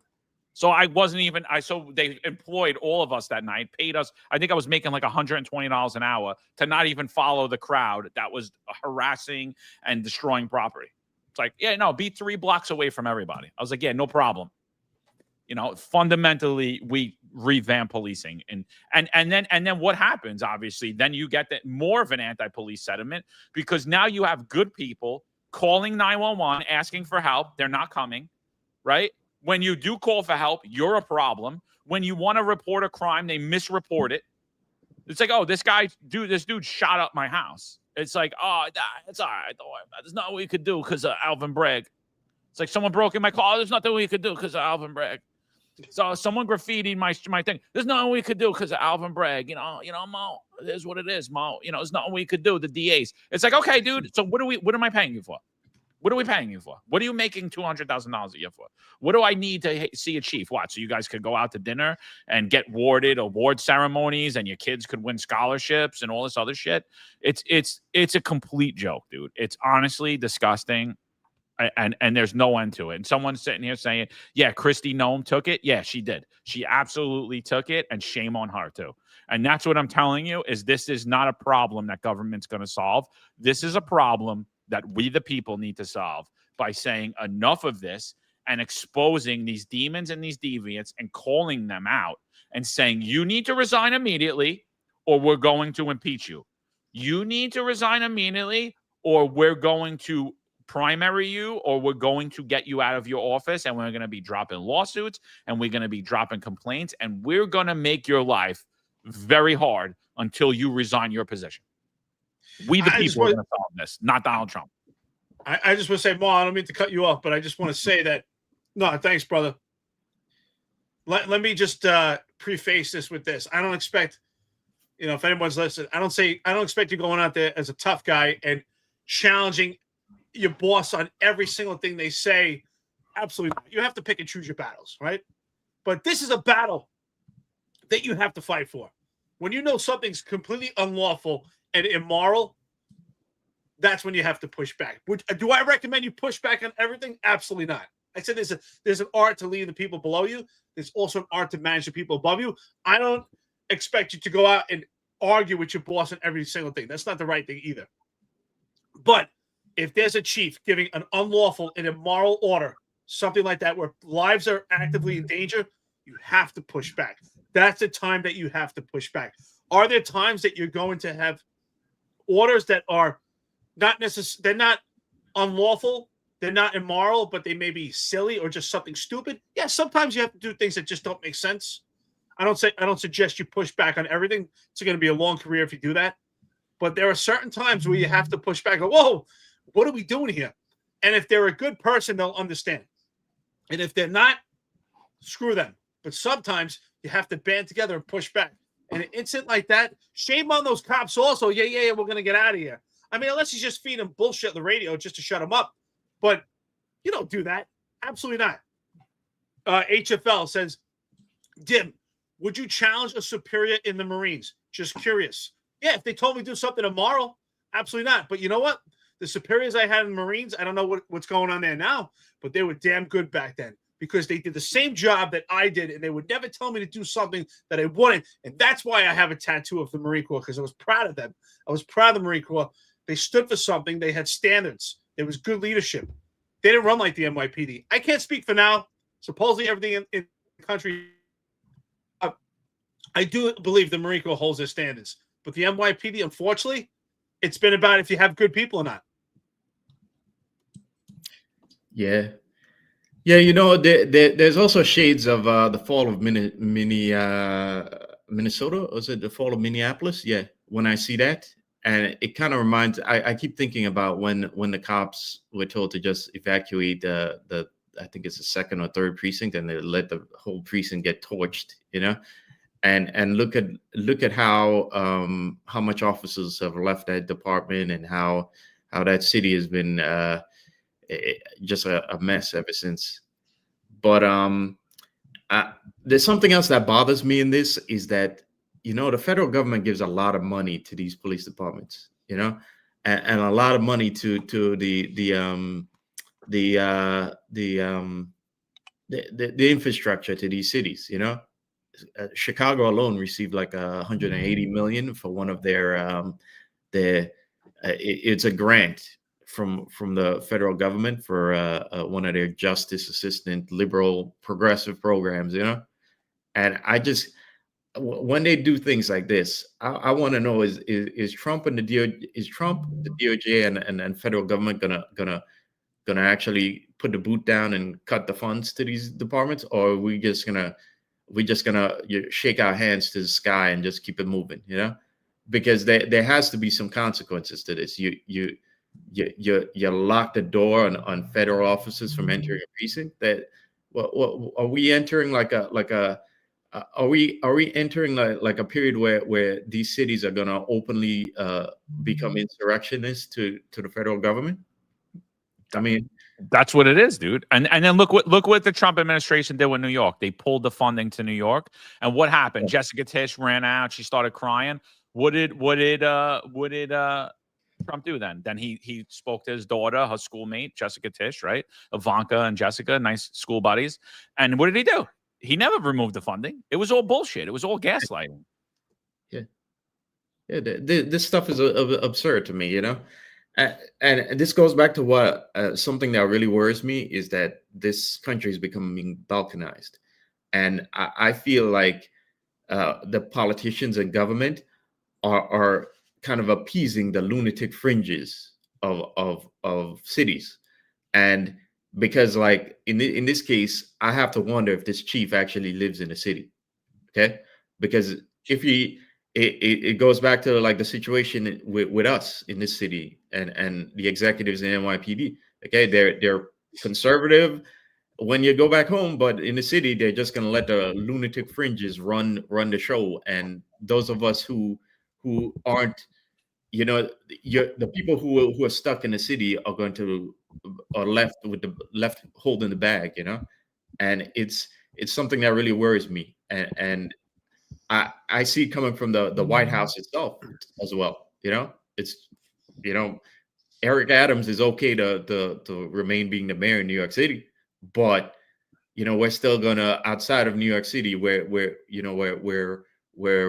the conservative agenda and fixing America, you know, that's still on the agenda, but we don't care if Eric Adams runs New York City into the ground because we don't live there, and, you know, the people that voted for us aren't in New York City, the majority of them.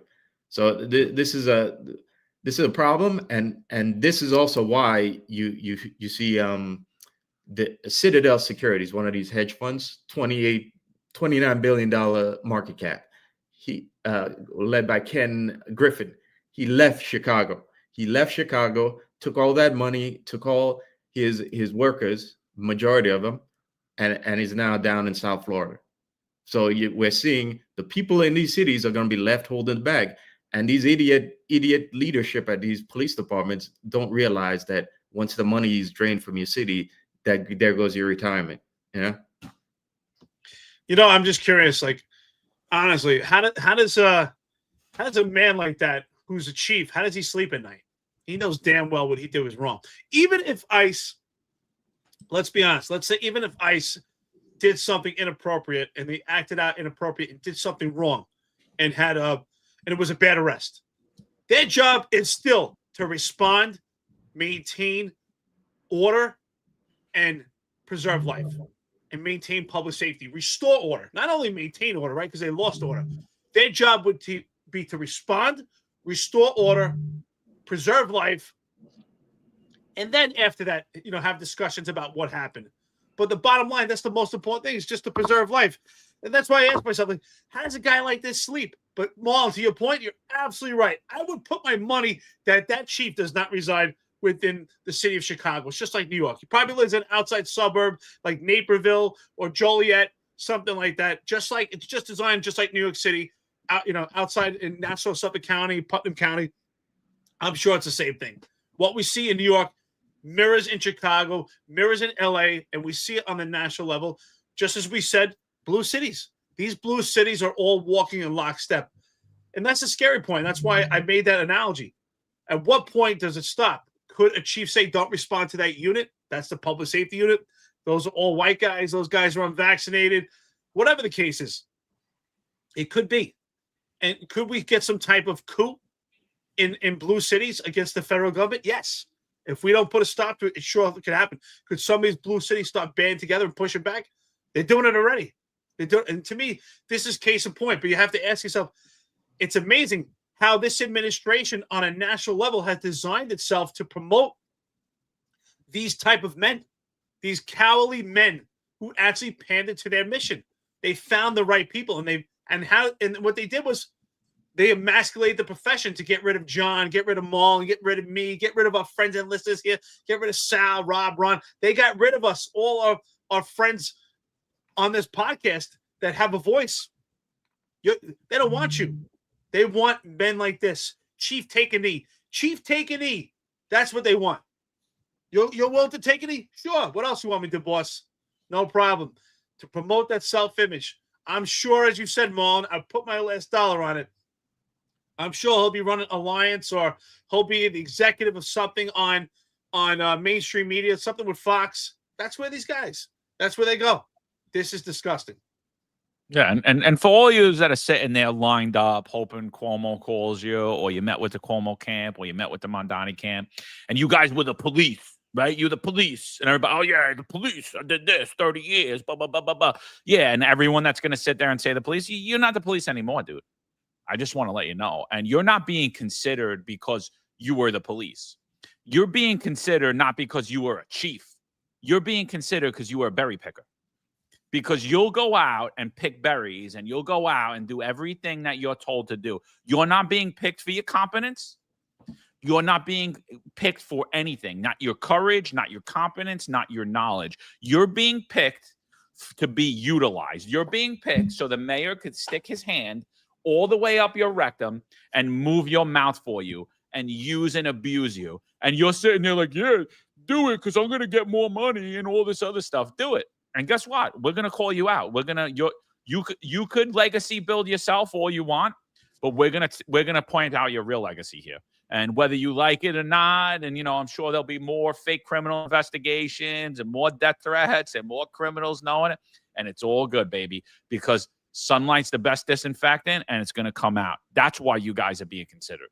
That is exactly. It has nothing to do with your competency level. And are we at that point already? We're already there. We're already there in all of these blue cities. We're already there. There is a coup in all these cities. It's been happening since 2020.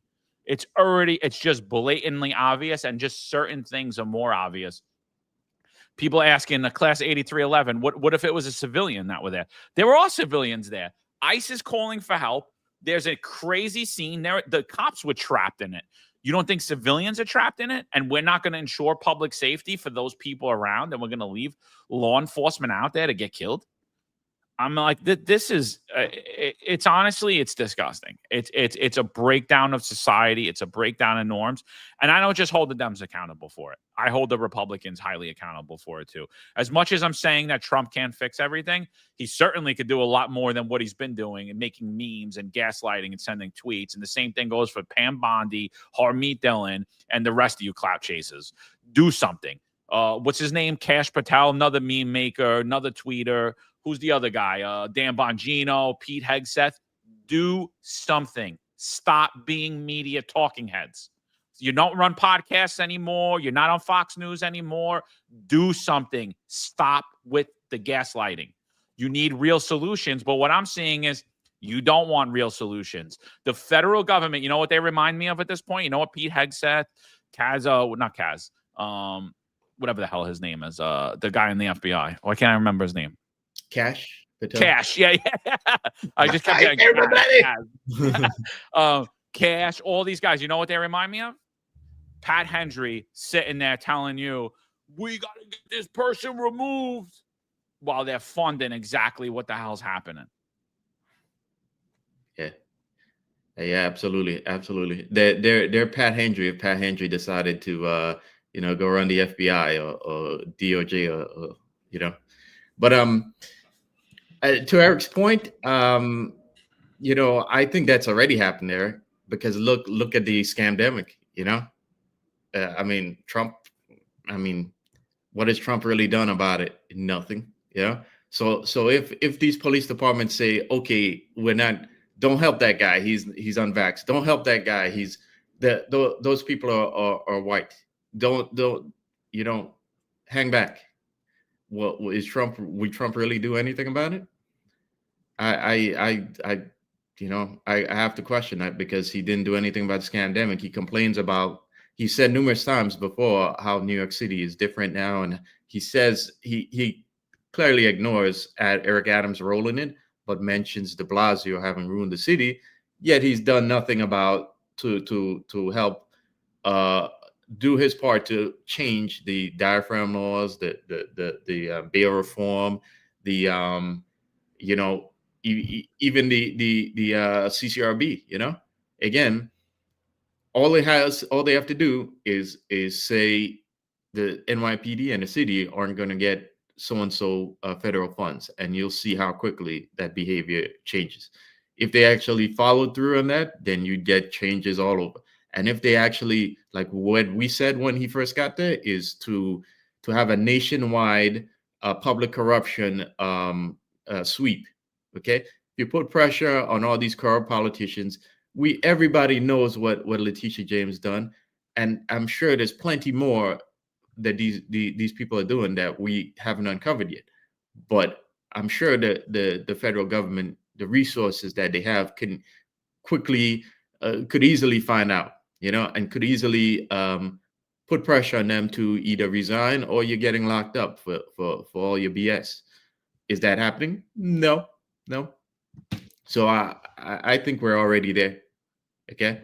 And if I've mentioned before, Rodney Harrison seems to be jockeying to get to work for Mamdani. And just keep in mind here, Rodney Harrison lives or he used to live, I don't know if he moved out since he started working for Suffolk, but he lives in Baldwin. So we got another guy who is going to, I have no doubt he's going to be the progressives police commissioner, while the city continues to deteriorate. But it don't matter to him, because he probably has a nice big old house in Baldwin, which is in Nassau County.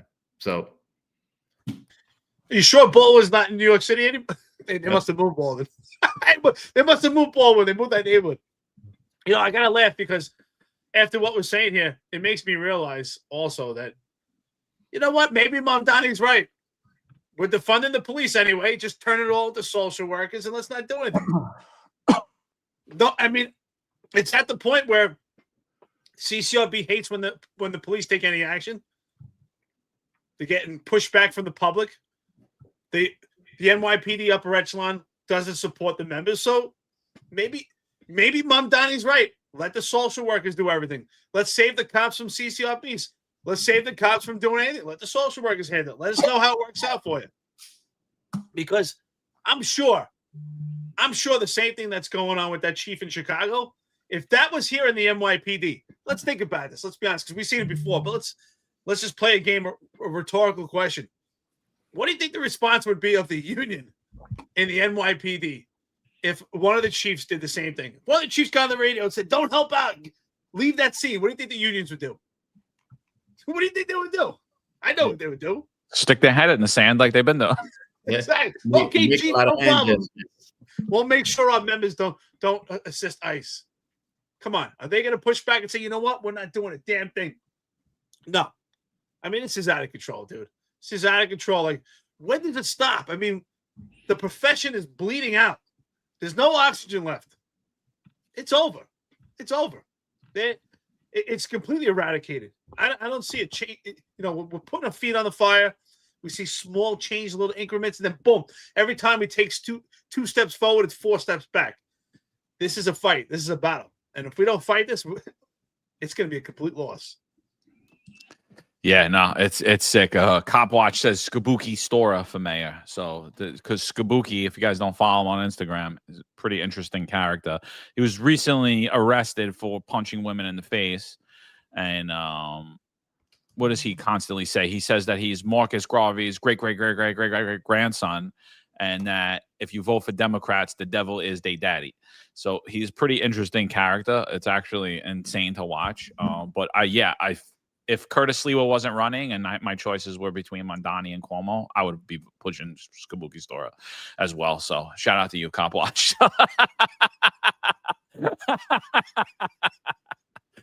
Because the devil is their daddy. All right. And so that's what it is, you know.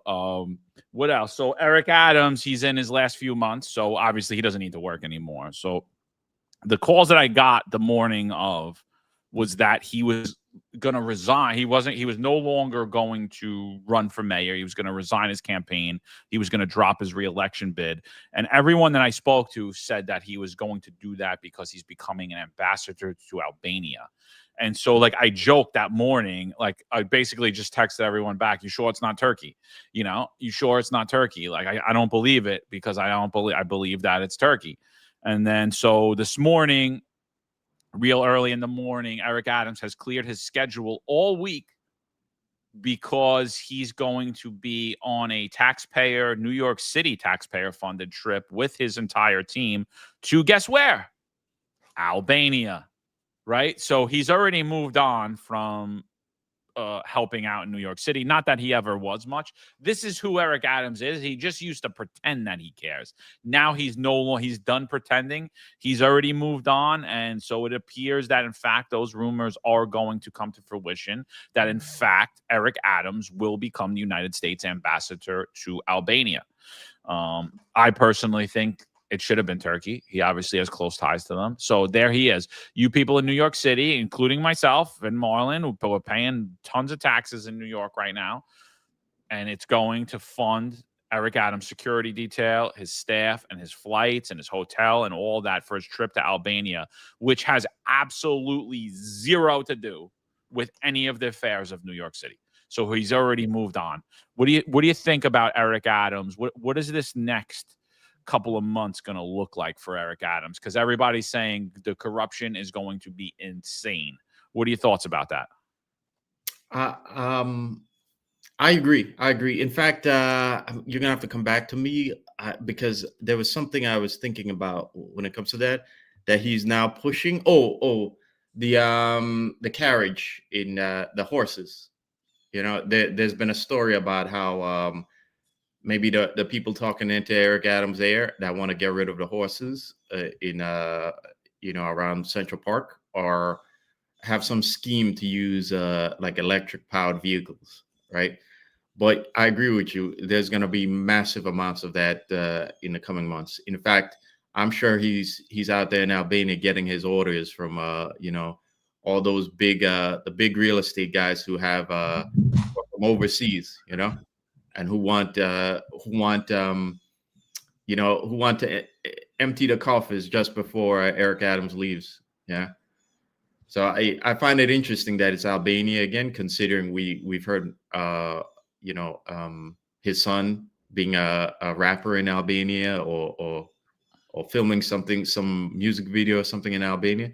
So there's clearly been prior connections to that, and so I think it's we're gonna have to keep our eyes on that, and I think this isn't the last time we're gonna hear about connections going back to Albania or that part of the world before. Wait. But you don't think that like an Albanian talent scout just found his son rapping and like just decided to want to have his music over in Albania? Is that what I'm hearing? Because I don't know. It's weird, right? Yeah, mighty curious. The same talent scouts that were at a certain location in the Bronx, a certain club in the Bronx. Remember, there's a connection to Albania, like the Albanian mafia there. So it's very curious. We get a couple of downloads in Albania, though. Not many, not as much as, probably more than Adam's son gets on his rap music. But, we got to. I tell you, you know what's interesting about this? Albania was once a communist state, right? So it makes sense, right? New York City has been just under complete communism, and he's going to be the ambassador to Albania. And Albania is also known for beautiful scenery. It's known for mountains. It's known for beaches. So I'm sure Eric Adams is going to have a great time at the beach in Albania. But, listen, upgrades, it's not bribery. It's just, It's just part of it.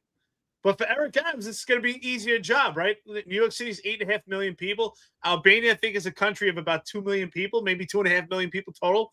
So this is an easier job for him. He's moved on completely. There's no correlation from Albania to New York, other than the fact that there's, Albanian neighborhoods in New York. But that's about it. So Eric Adams, no surprise. I told you he's the Norwegian rat. That guy survives anything. Have a great time in Albania. Let me know how the pizza is. No, it's hysterical. So the guy that was getting bribed by foreign nations, we're going to make an ambassador to foreign nations. Sounds about right. Totally sounds right. Well, you know what? Albania and Turkey, they're separated by Greece, so they're not next to each other. Yeah, crazy, man. The guy's funny, man. He's a character and a half. I think that's where we'll have to end the Crumb series, like is after his reign in Albania. Like that's when the Crumb series we'll put it to an end there, because we'll have his overseas travel. Hopefully he'll work with us on while he's because he's not going to really be working as an ambassador to Albania. So hopefully he'll be working with us to get all that info. His young early childhood stuff like that. So. Anything else on this before we get off that? I got one more thing I wanted to bring up. Yeah. No. Just keep let's go, brother. It's gonna come back up. All right. So this is good. This is hysterical. So now, if you want a Detectives Endowment Association, there's cigar nights coming, right? I know it's a little small to see, but you could see that's the pay code if you want to pay to go to their cigar night. So Scott Monroe, nice picture of him. Guess how much it is for one ticket? $1,000 to attend the Detectives Endowment Association cigar night. That's going to be at the Barclay Rex at 126 Pearl Street, 6 p.m. to 9 p.m. A 3-hour event on October 29th. $1,000 a person. If you want to be a Gold Shield sponsor, it's $2,500 a person. And, if you want, you could send that money to them, spend $1,000 for a 3-hour event, whether it be cigars, food, and top shelf alcohol, because, they have to have alcohol there, right? A lot of pinky ring wearing, a lot of cheap suits wearing. There's going to be a lot of stuff there. Maybe Eric Adams will even be in attendance. Who knows? And, it's important. So, that they could take your money and then give it to candidates who are going to work day and night to make your job harder and make it easier to fire you. So if this is not the epitome of elitism, I don't know what is. $1,000 ticket. You're asking for a detective to spend $1,000 to go for a 3-hour event. I mean, absolutely disgusting, dude. Like, I honestly, these unions are they're like rubbing it in your face at this point, and nobody even cares. Yeah, but you know what that tells me? Are detectives really going to that event? Probably not, because most detectives, honestly, with the busting their ass and having a family, can they really just blow $1,000 in one night? It's probably going to be a lot of politicians there. A lot of politicians who are going to be paying to go to that. Now well, they're not gonna, they ain't paying though. Come on, they're giving those tickets for free. Well, exactly. That's what I was going to say. Well, that's why the detectives have to pay $1,000. They have to subsidize the Kevin Parkers that are going to be attending. Exactly. Somebody's got to pay for Adams and his entourage to show up. Yeah, it's going to be top shelf. Woo! Marlon, you were a DEA member. What do you think about your union asking $1,000 for a 3-hour event where you're going to get cigars and some food? Yeah. Who are they expecting to come to this? Is a big question, because it's most definitely not the blue shirt peasantry class. It's the location they're hosting it too is very very up there. It's not an Irish bar or something in the middle of I don't know, the South Bronx or parts of Brooklyn. It's not. This is big money place. This is a big money place, and the owners of it are they're a private investment firm that they're really up there when you look at the New York City big real estate. So I'm curious who they're expecting to come there. but it definitely doesn't seem to me like it's going to be the a squad guys, you know. Yeah, well, even at 126 Pearl Street, which is an expensive location, I know exactly the location. It's still not $1,000. So where's all that money going? I mean, it costs that kind of money to go to a inaugural ball, but for a cigar night, $1,000. Where's that money going to? Those are expensive pinky rings. I don't know. That's a lot of money. Yeah, I can't read all the organizations hosting it. You know, if you look on the top left, it says hosted by, but one of them is supposed to be a charity. But you know, I think it's like kind of like a widow's charity. It's kind of hard to read. Maybe let me take a look. When we get a clearer picture, I'm definitely going to dig into those groups and see. I got one. Hold on. I'll get all that. Just give me a second. I'll get that. You guys talk. I got it. I wonder what they're serving here. I'm looking at it right now. Food and cigars. You can pay by cash, Venmo, credit card, check. You can pay by a check. I love it. Yeah, for $1,000, they better be serving some steak over there. Nah? I mean, damn, some gold plated steaks and. My man Eddie Westbrook. Eddie, if you're watching right now, you know we love cigars, and I like some good cigars. Even if you get it yourself, there are some quality ones. You get yourself $100 cigar. Even if you have, a $200, $300 meal, it's still not $1,000. So, must be some nice donations. All right. So on the bottom it says all proceeds go to DEA widows and children. Okay. All right. What else? It's gold, all proceeds. So, like, what are these ritzy, fancy people? What are they charging you for then? Like, why is it $1,000 a ticket? And someone's saying it's to the sponsors. No, a sponsor is $2,500. A single ticket is $1,000. If you're a detective and you want to go and you're not in with the in crowd, you got to pay $1,000. That's insane. That's insane. So they're saying all proceeds go to the widows and children. They're saying it's hosted by SMP Supply Corporation, Platinum Inc., the Mars Gratitude Foundation, Ranieri Jewelers. I don't know how the hell to say this, but it's a Greek name. Elefakatakis, and Panek. So that's twice. That sounds like a law firm. NEBR. I don't know how to say that. And Barclay Rex. So if it's hosted by that event, you would think that the cost of that event would really be minimal, and that detectives could go there and you still fundraised with those sponsors, and that money would go to the DEA widows, and that you could ask for some type of honestly, like an expensive ticket, I would think would be like in the 300 range, $100 an hour. I mean, this is an exorbitant ticket.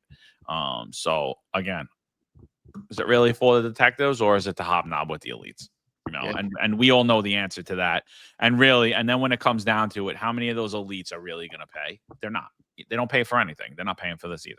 It's a joke. If you have rich friends and you hang out with them, here's my rule: don't pay for shit.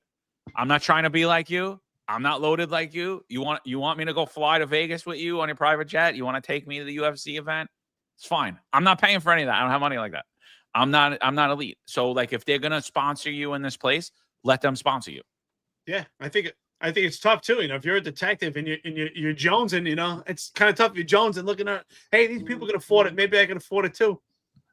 Listen, if they have that much money and they're elites, you're a detective. That should be part of it. If you're a detective in the Detectives Endowment Association, we have enough sponsors that it's on them. You're coming for free. I'm surprised, Marlon, that we don't see any real estate developers there. I'm surprised. I'm looking on that list. I thought I would see some real estate developers or something like that. I'm surprised. Yeah, but there is an attorney on there. Well, Barclay Rex is the real estate. Yeah, I saw that part. Yeah. But my question: first, I wonder how much of that money is going to the widows and children's fund, right? Second, well, they say all of it, but when was the last time any of these fraternals or unions were audited? I don't think for a long time. I know they have to do an audit every year, but when was a real audit conducted? Yeah. And my other question is, if you wanted to raise money, wouldn't it be better off if you hosted at like a bigger venue that's cheaper? I mean, they hold monthly union meetings at Russo's. Why don't you just hold it at Russo's? You make a little bit cheaper than that, and you'll be able to get a lot more people who go into it. It seems to me like you'd be able to. I mean, per capita, you'd be able to raise more money over there doing that than $1,000 cigar night, $2,500 for Gold Shield sponsor. I mean, who has the money to drop $2,500 there? Hey, don't laugh, but who's paying for the trustees and the board members? Who's paying that ticket? Yeah. We'll see. Well, I just I think unfortunately some detectives will be jonesing and I'm like, I gotta go. I gotta get him with the right people. And then he pay $1,000 and nothing's gonna happen out of it. Nothing. Other than the fact he'd just be $1,000 less. Well, here's a question for you. With Eric Adams, he's about to run out the door, right? We suspect he's probably wheeling and dealing in Albania right now, right?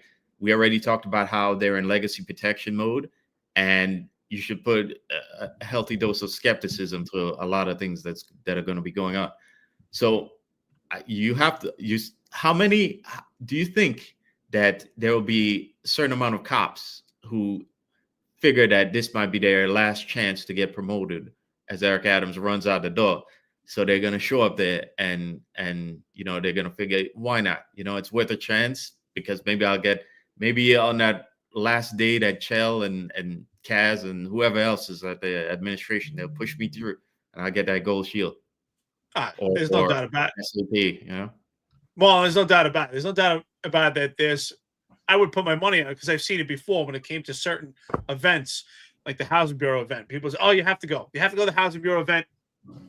You got Lieutenant Special Assignment. You have to attend.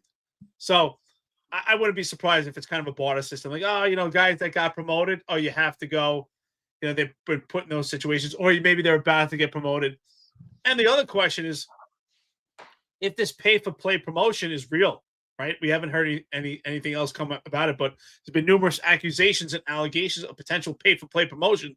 If there is, this would be a great place to have those discussions. So I'm definitely curious about that, and I think we should keep our eye on it.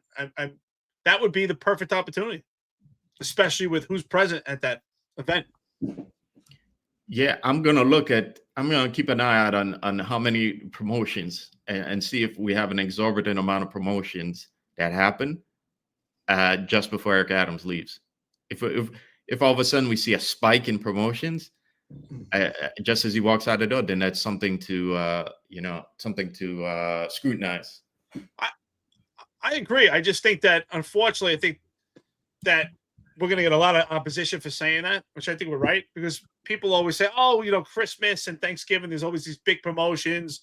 And then when administrations change, there's always, people that get promoted when there's a turnover. But I think this will see a substantial difference in comparison to other administrative changes. I think we will see a difference in this. Yeah, no, I mean, listen, there was always nepotism, but we never seen it to this level either. So, I mean, the graft and the gravy train in the Adams administration has been unparalleled. The corruption coming out of the Adams administration is unparalleled, and like, I've been like buffing out on NYPD history, and I've been doing a lot of work, and I'll put some of that stuff out when I'm finished with it. But like, it's crazy. And I'm like, I read the stuff and I'm like, wow, it's still not as bad as Eric Adams' administration. And it's just like at the lower down level, it's pretty bad. But like up top, the guys were a lot more polished, a lot less corrupt, a lot less stuff going on, So, but there were some interesting characters in the NYPD who made millions and millions and millions of dollars taking bribes. I think even one guy bought the Yankees. It's like, so there's a lot of stuff. If you ever look at Alexander Clubber Williams, he was around like 1895. They said he was making thousands a week, which was like the equivalent of like hundreds of thousands of dollars today. And then at the end, like Teddy Roosevelt and 2 other police commissioners, because the NYPD was made up of a bunch of different police departments, and then they combined them. There used to be 3 different police departments in New York City. So they brought him in on these corruption charges, and they said, where'd you get a yacht, and where'd you get a house here? And then you have a house in Cobb, Connecticut. You got all this stuff. And it was during the Lexow investigation, the Lexow committee. And he said, "Oh, I got a house in Japan, and the value of it went up." And that was it. He never got charged, nothing. And the guy walked out of the door with like a $1,650 a year pension. But meanwhile, he was worth millions, So it's like, it's been going on a long time. But like in modern day, I got to say, Adams takes the cake without a doubt. Yeah, I see your comment, Corvette Tony. He says, honoring Melvin Ng at event. Well, now might be a good time for Melvin to show up, and bring that check for $1K. But that's a good point. What'd you think about that fundraiser that was going around? And they geared it towards him being sick. Was that fundraiser prior to him being arrested, or was it put out after? Oh, well, not being arrested, after he gets suspended? Or prior? Like I wasn't able to really tell on that one. It appears after, It appears it was after. Yeah, which is probably why they took it down, And they did take it down. Yeah, I mean, I couldn't find it, so I'm assuming they take it down, or I don't know if you could hide it on there. I don't think you could. Why would you hide it? Then how would anyone access it? Yeah. No, I saw. Who was it? It was Lieutenant Douchebag. He put it out, and I retweeted it. I was like, that's absolutely disgusting. That should have been done in private, if at all. If that in fact was the case. If it was prior, then I don't see anything wrong with it. If it was prior when he was out because he was out sick, I don't see anything wrong with it. If it was after his suspension, it's absolutely disgusting. To me, like you said, I wasn't sure, but it seems like it was afterwards. I think it's disgusting because it shows about his political position with the NYPD has a lot of power and a lot of weight. And sure enough, he's tier 2, which means part of nepotism and being the president of a fraternal organization. His weight got him this support, because if this was some random cop or detective in general population, everyone would turn their back on him. He would have leprosy. But because he's in a position of political power, he's getting that support. It's just completely wrong. And that's not how a fundraiser should be used. Fundraisers could be a great thing, and they are, but not in that position. That was a terrible look. I was really disappointed. That didn't look good at all. But nothing surprised me when I talk about tier 1, tier 2, and tier 3 in the NYPD. It is real. It is real. There is a separate tiered system in the NYPD. If you're general population, that's where everything applies to you. But when you're in those tier 2, those different tiers, tier 1 and tier 2, life is pretty damn good. But listen, we're 2 hours and 42 minutes into it. It's Monday morning. There's a lot of great content we went over here. I want to thank our friends and listeners. Great time. Let's go over coffee and donuts. I think we got a couple of donations. John, what do we got? Wait. Before we do, I just want to read what Lieutenant Douchebag put out, because it's. Oh, you want to tweet? It's really, yeah, I was trying to see. I can't see the date, but it appears that it was done after, based upon what he's saying here. Because he says, NYPD news updates. Let's address the recent situation involving Detective Melvin Ng, our president, who is currently suspended after attending the Ryder Cup while on medical leave. This incident raises serious concerns about accountability and the message we send to law enforcement community. One striking aspect of the situation is that Melvin was out sick during a critical recovery period following a successful stroke surgery. While it's encouraging to hear he's on the path to recovery, his decision to attend such a high-profile event during this time calls into his mental state. The Fund the First is a website initiative meant to support first responders facing traumatic health issues, providing financial assistance to help them and their families during recovery. However, Melvin chose to sneak into the Ryder Cup, a 2-day event costing around $20,000, contradicts the purpose of this initiative. Many in law enforcement work hard to make ends meet and cannot afford such extravagant experiences. This situation undermines the intent of our fundraising efforts and risks alienate those who genuinely need support. It's honestly disgusting to see that a donation page has only been created for Detective Melvin Ng now that he's suspended. This feels incredibly assaulting to all first responders who genuinely need support. Where was this initiative during his surgery or slightly after? It's disheartening that the focus seems to have shifted solely to his situation after his misconduct rather than providing assistance to those who truly deserve it.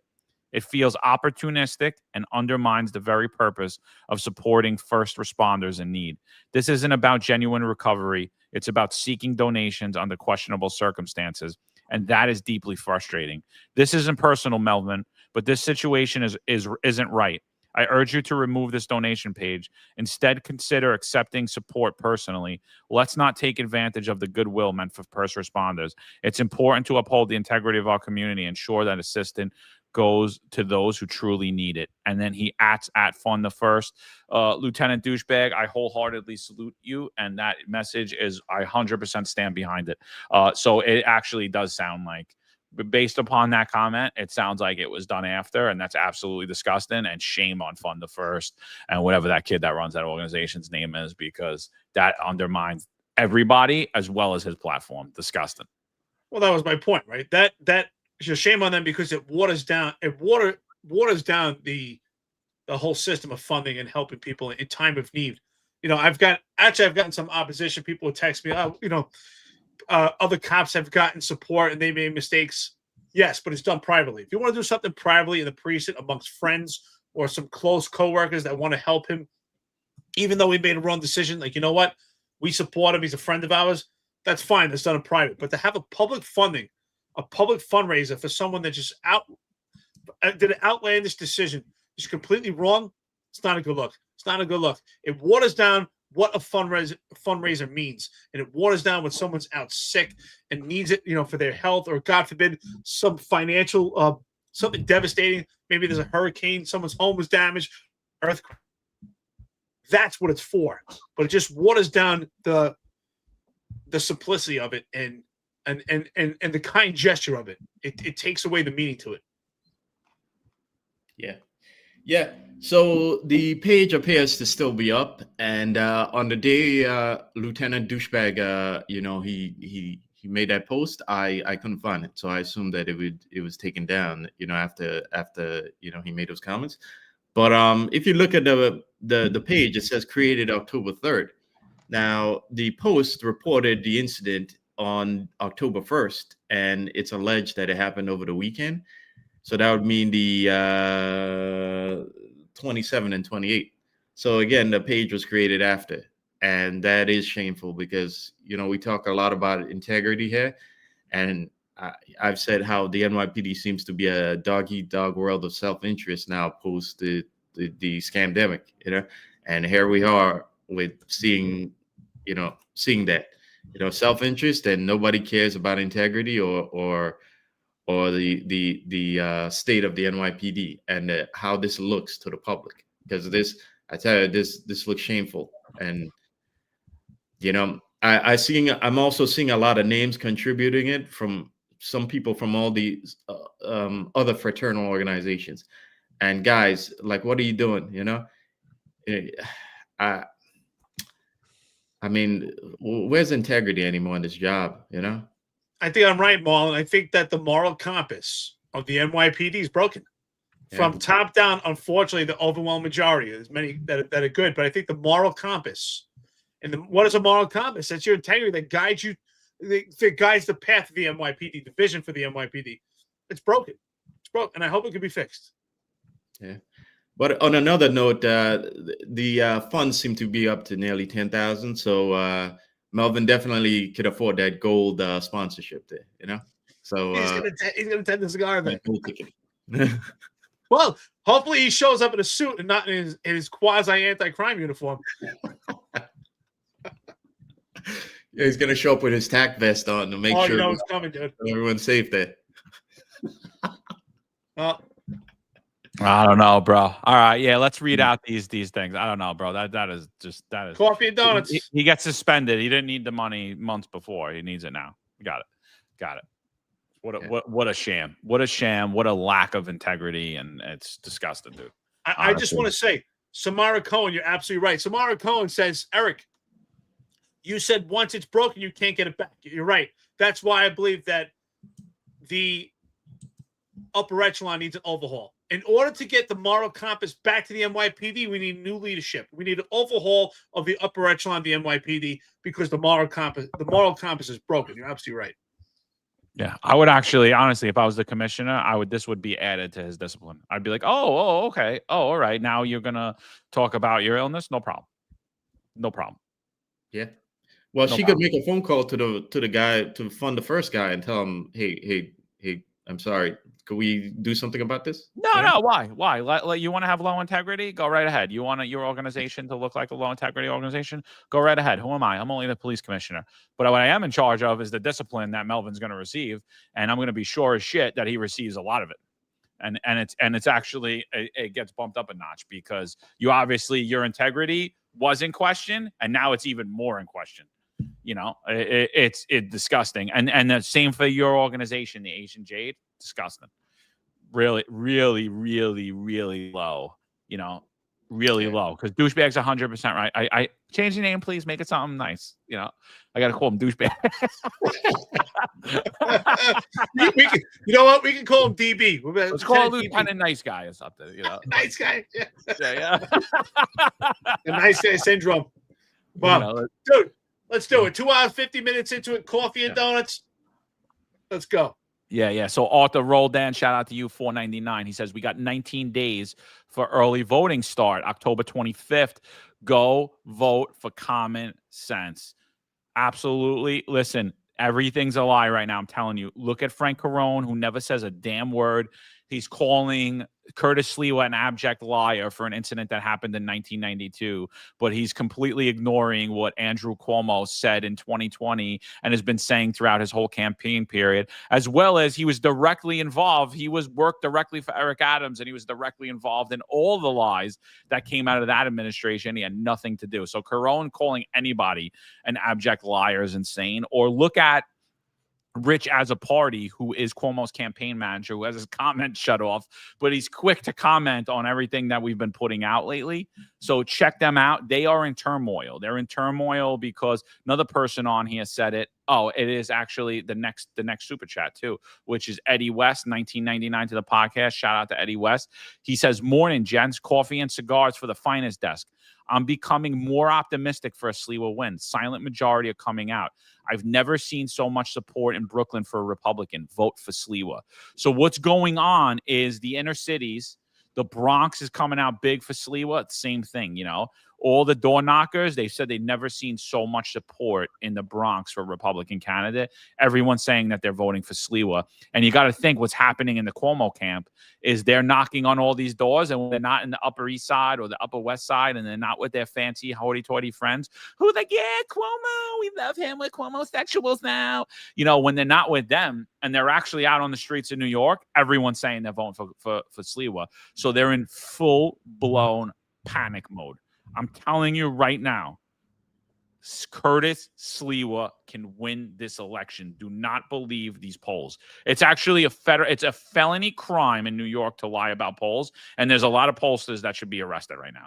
400 likely voter polls do not tell the tale of what's happening in New York City. You want to know what's happening in New York City? Get out on the streets, talk to the people, and you're going to get a completely different message than what you're getting on mainstream news, Fox, Newsmax, all of them.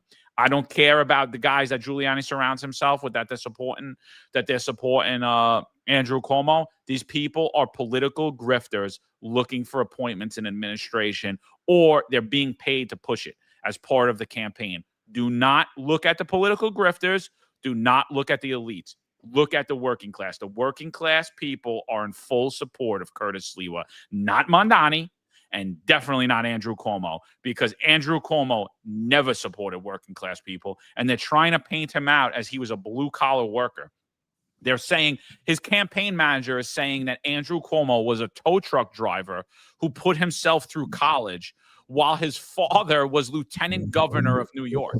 It's insane. It's not even accurate. He's a Nepo baby. That's it. And I love Mario Cuomo. Story for another day. I like Mario Cuomo a lot. His son's a piece of shit. I'm sorry. He's not Mario Cuomo. Yeah. His son's a Nepo baby, Grew up with privilege from all the hard work that Mario did. That's right. Shout out to Joe Mango, Coffee and Donuts, $20 for Mo and the crew. Pinky rings for you guys. Love your positivity, John. You give us the best. Outstanding. Oh, where's that? Where's that? You missed it. Oh, all right. I got it. I'm sorry. I didn't see that. Joe Mango, thank you, brother, for the coffee and donuts. We appreciate it. That looks like a dozen to me. Is there any more? No, I think that's it. That's it. You guys were all cheap today, so that's it. Oh, they get more money at the cigar event. We got to. Yeah, they're gonna pay $1,000 so they can go smoke cigars. We can't get any coffee and donuts here. But I appreciate it. Joe Mango, Eddie West, Arthur. We appreciate you guys. Last thing, and then we'll get the hell out of here. Anything before we get out of here, people? Nah, I'm freezing my ass off. I'm ready. Yeah. All right. Come back to Florida, Pablo. Come on. We'll head up to New York. I think I'm gonna head up for election week, actually. So, and the other thing, I just want to apologize because I thought last week was I was out of my mind last week. I thought it was Columbus Day weekend, and it's not, or Indigenous Day people. So John's officially not in charge of dates and times anymore. So yeah. I must have missed my creatine that week. You're losing mental clarity. Yeah. More anything before we get out of here, brother? No, just yeah. 199 to the podcast from Crazy 107 says I'm poor. It's all right. We still love you. We still love you. We got it. Crazy 107's not going to the Detective Endowment Association's cigar night. We got it. Yeah. You could always smoke a cigar outside Crazy 107. She or he, whoever Crazy 107 is going to be smoking like a White Owl outside. $1.99. Yeah. We're retired. We should just go. We should do that. We should just smoke weed right outside in the front. Hey, it's legal. Like, we're enjoying Eric Adams' new law, bro. That's it. I want to give them $9.99 and see if they come up with the other dollar. Sorry. Yeah, guys. Right. Thank you guys for joining us today, and just prayers to the family of that intel lieutenant, and prayers to the Leeds guys and the BAT, everyone under BAT. Guys, like I said, there's a health crisis going on in NYPD. Nobody's talking about it. Please put some pressure on those morons at the unions. Okay, please. There's too many guys that are just going way too young. They're too young for this. This is being normalized, and it has to be brought up and it has to be talked about on the job. So, but have a great day, and I'll see you guys on Friday.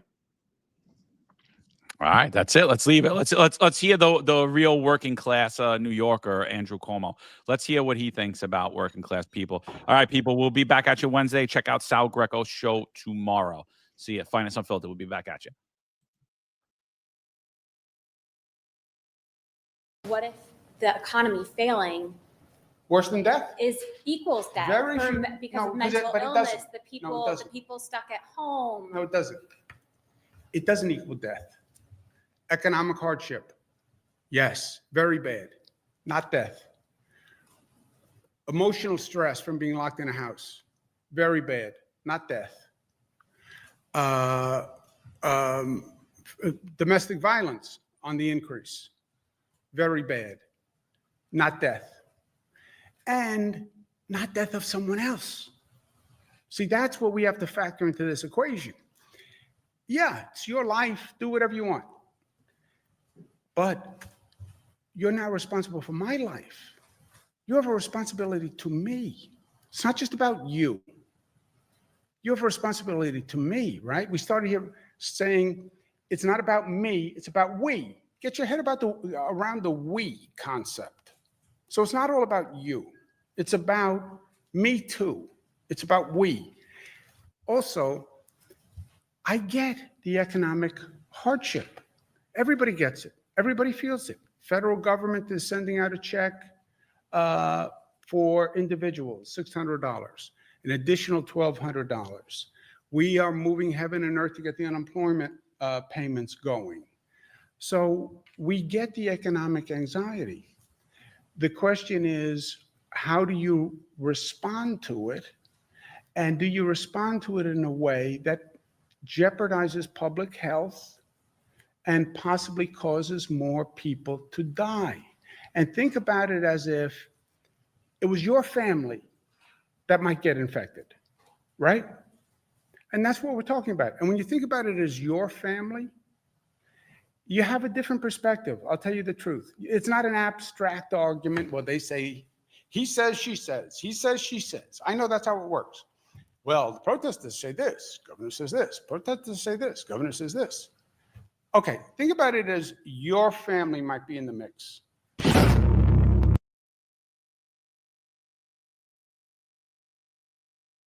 There's a handful of retired officers that don't live in the state that have a lot to say about the dream team, as I like to call it.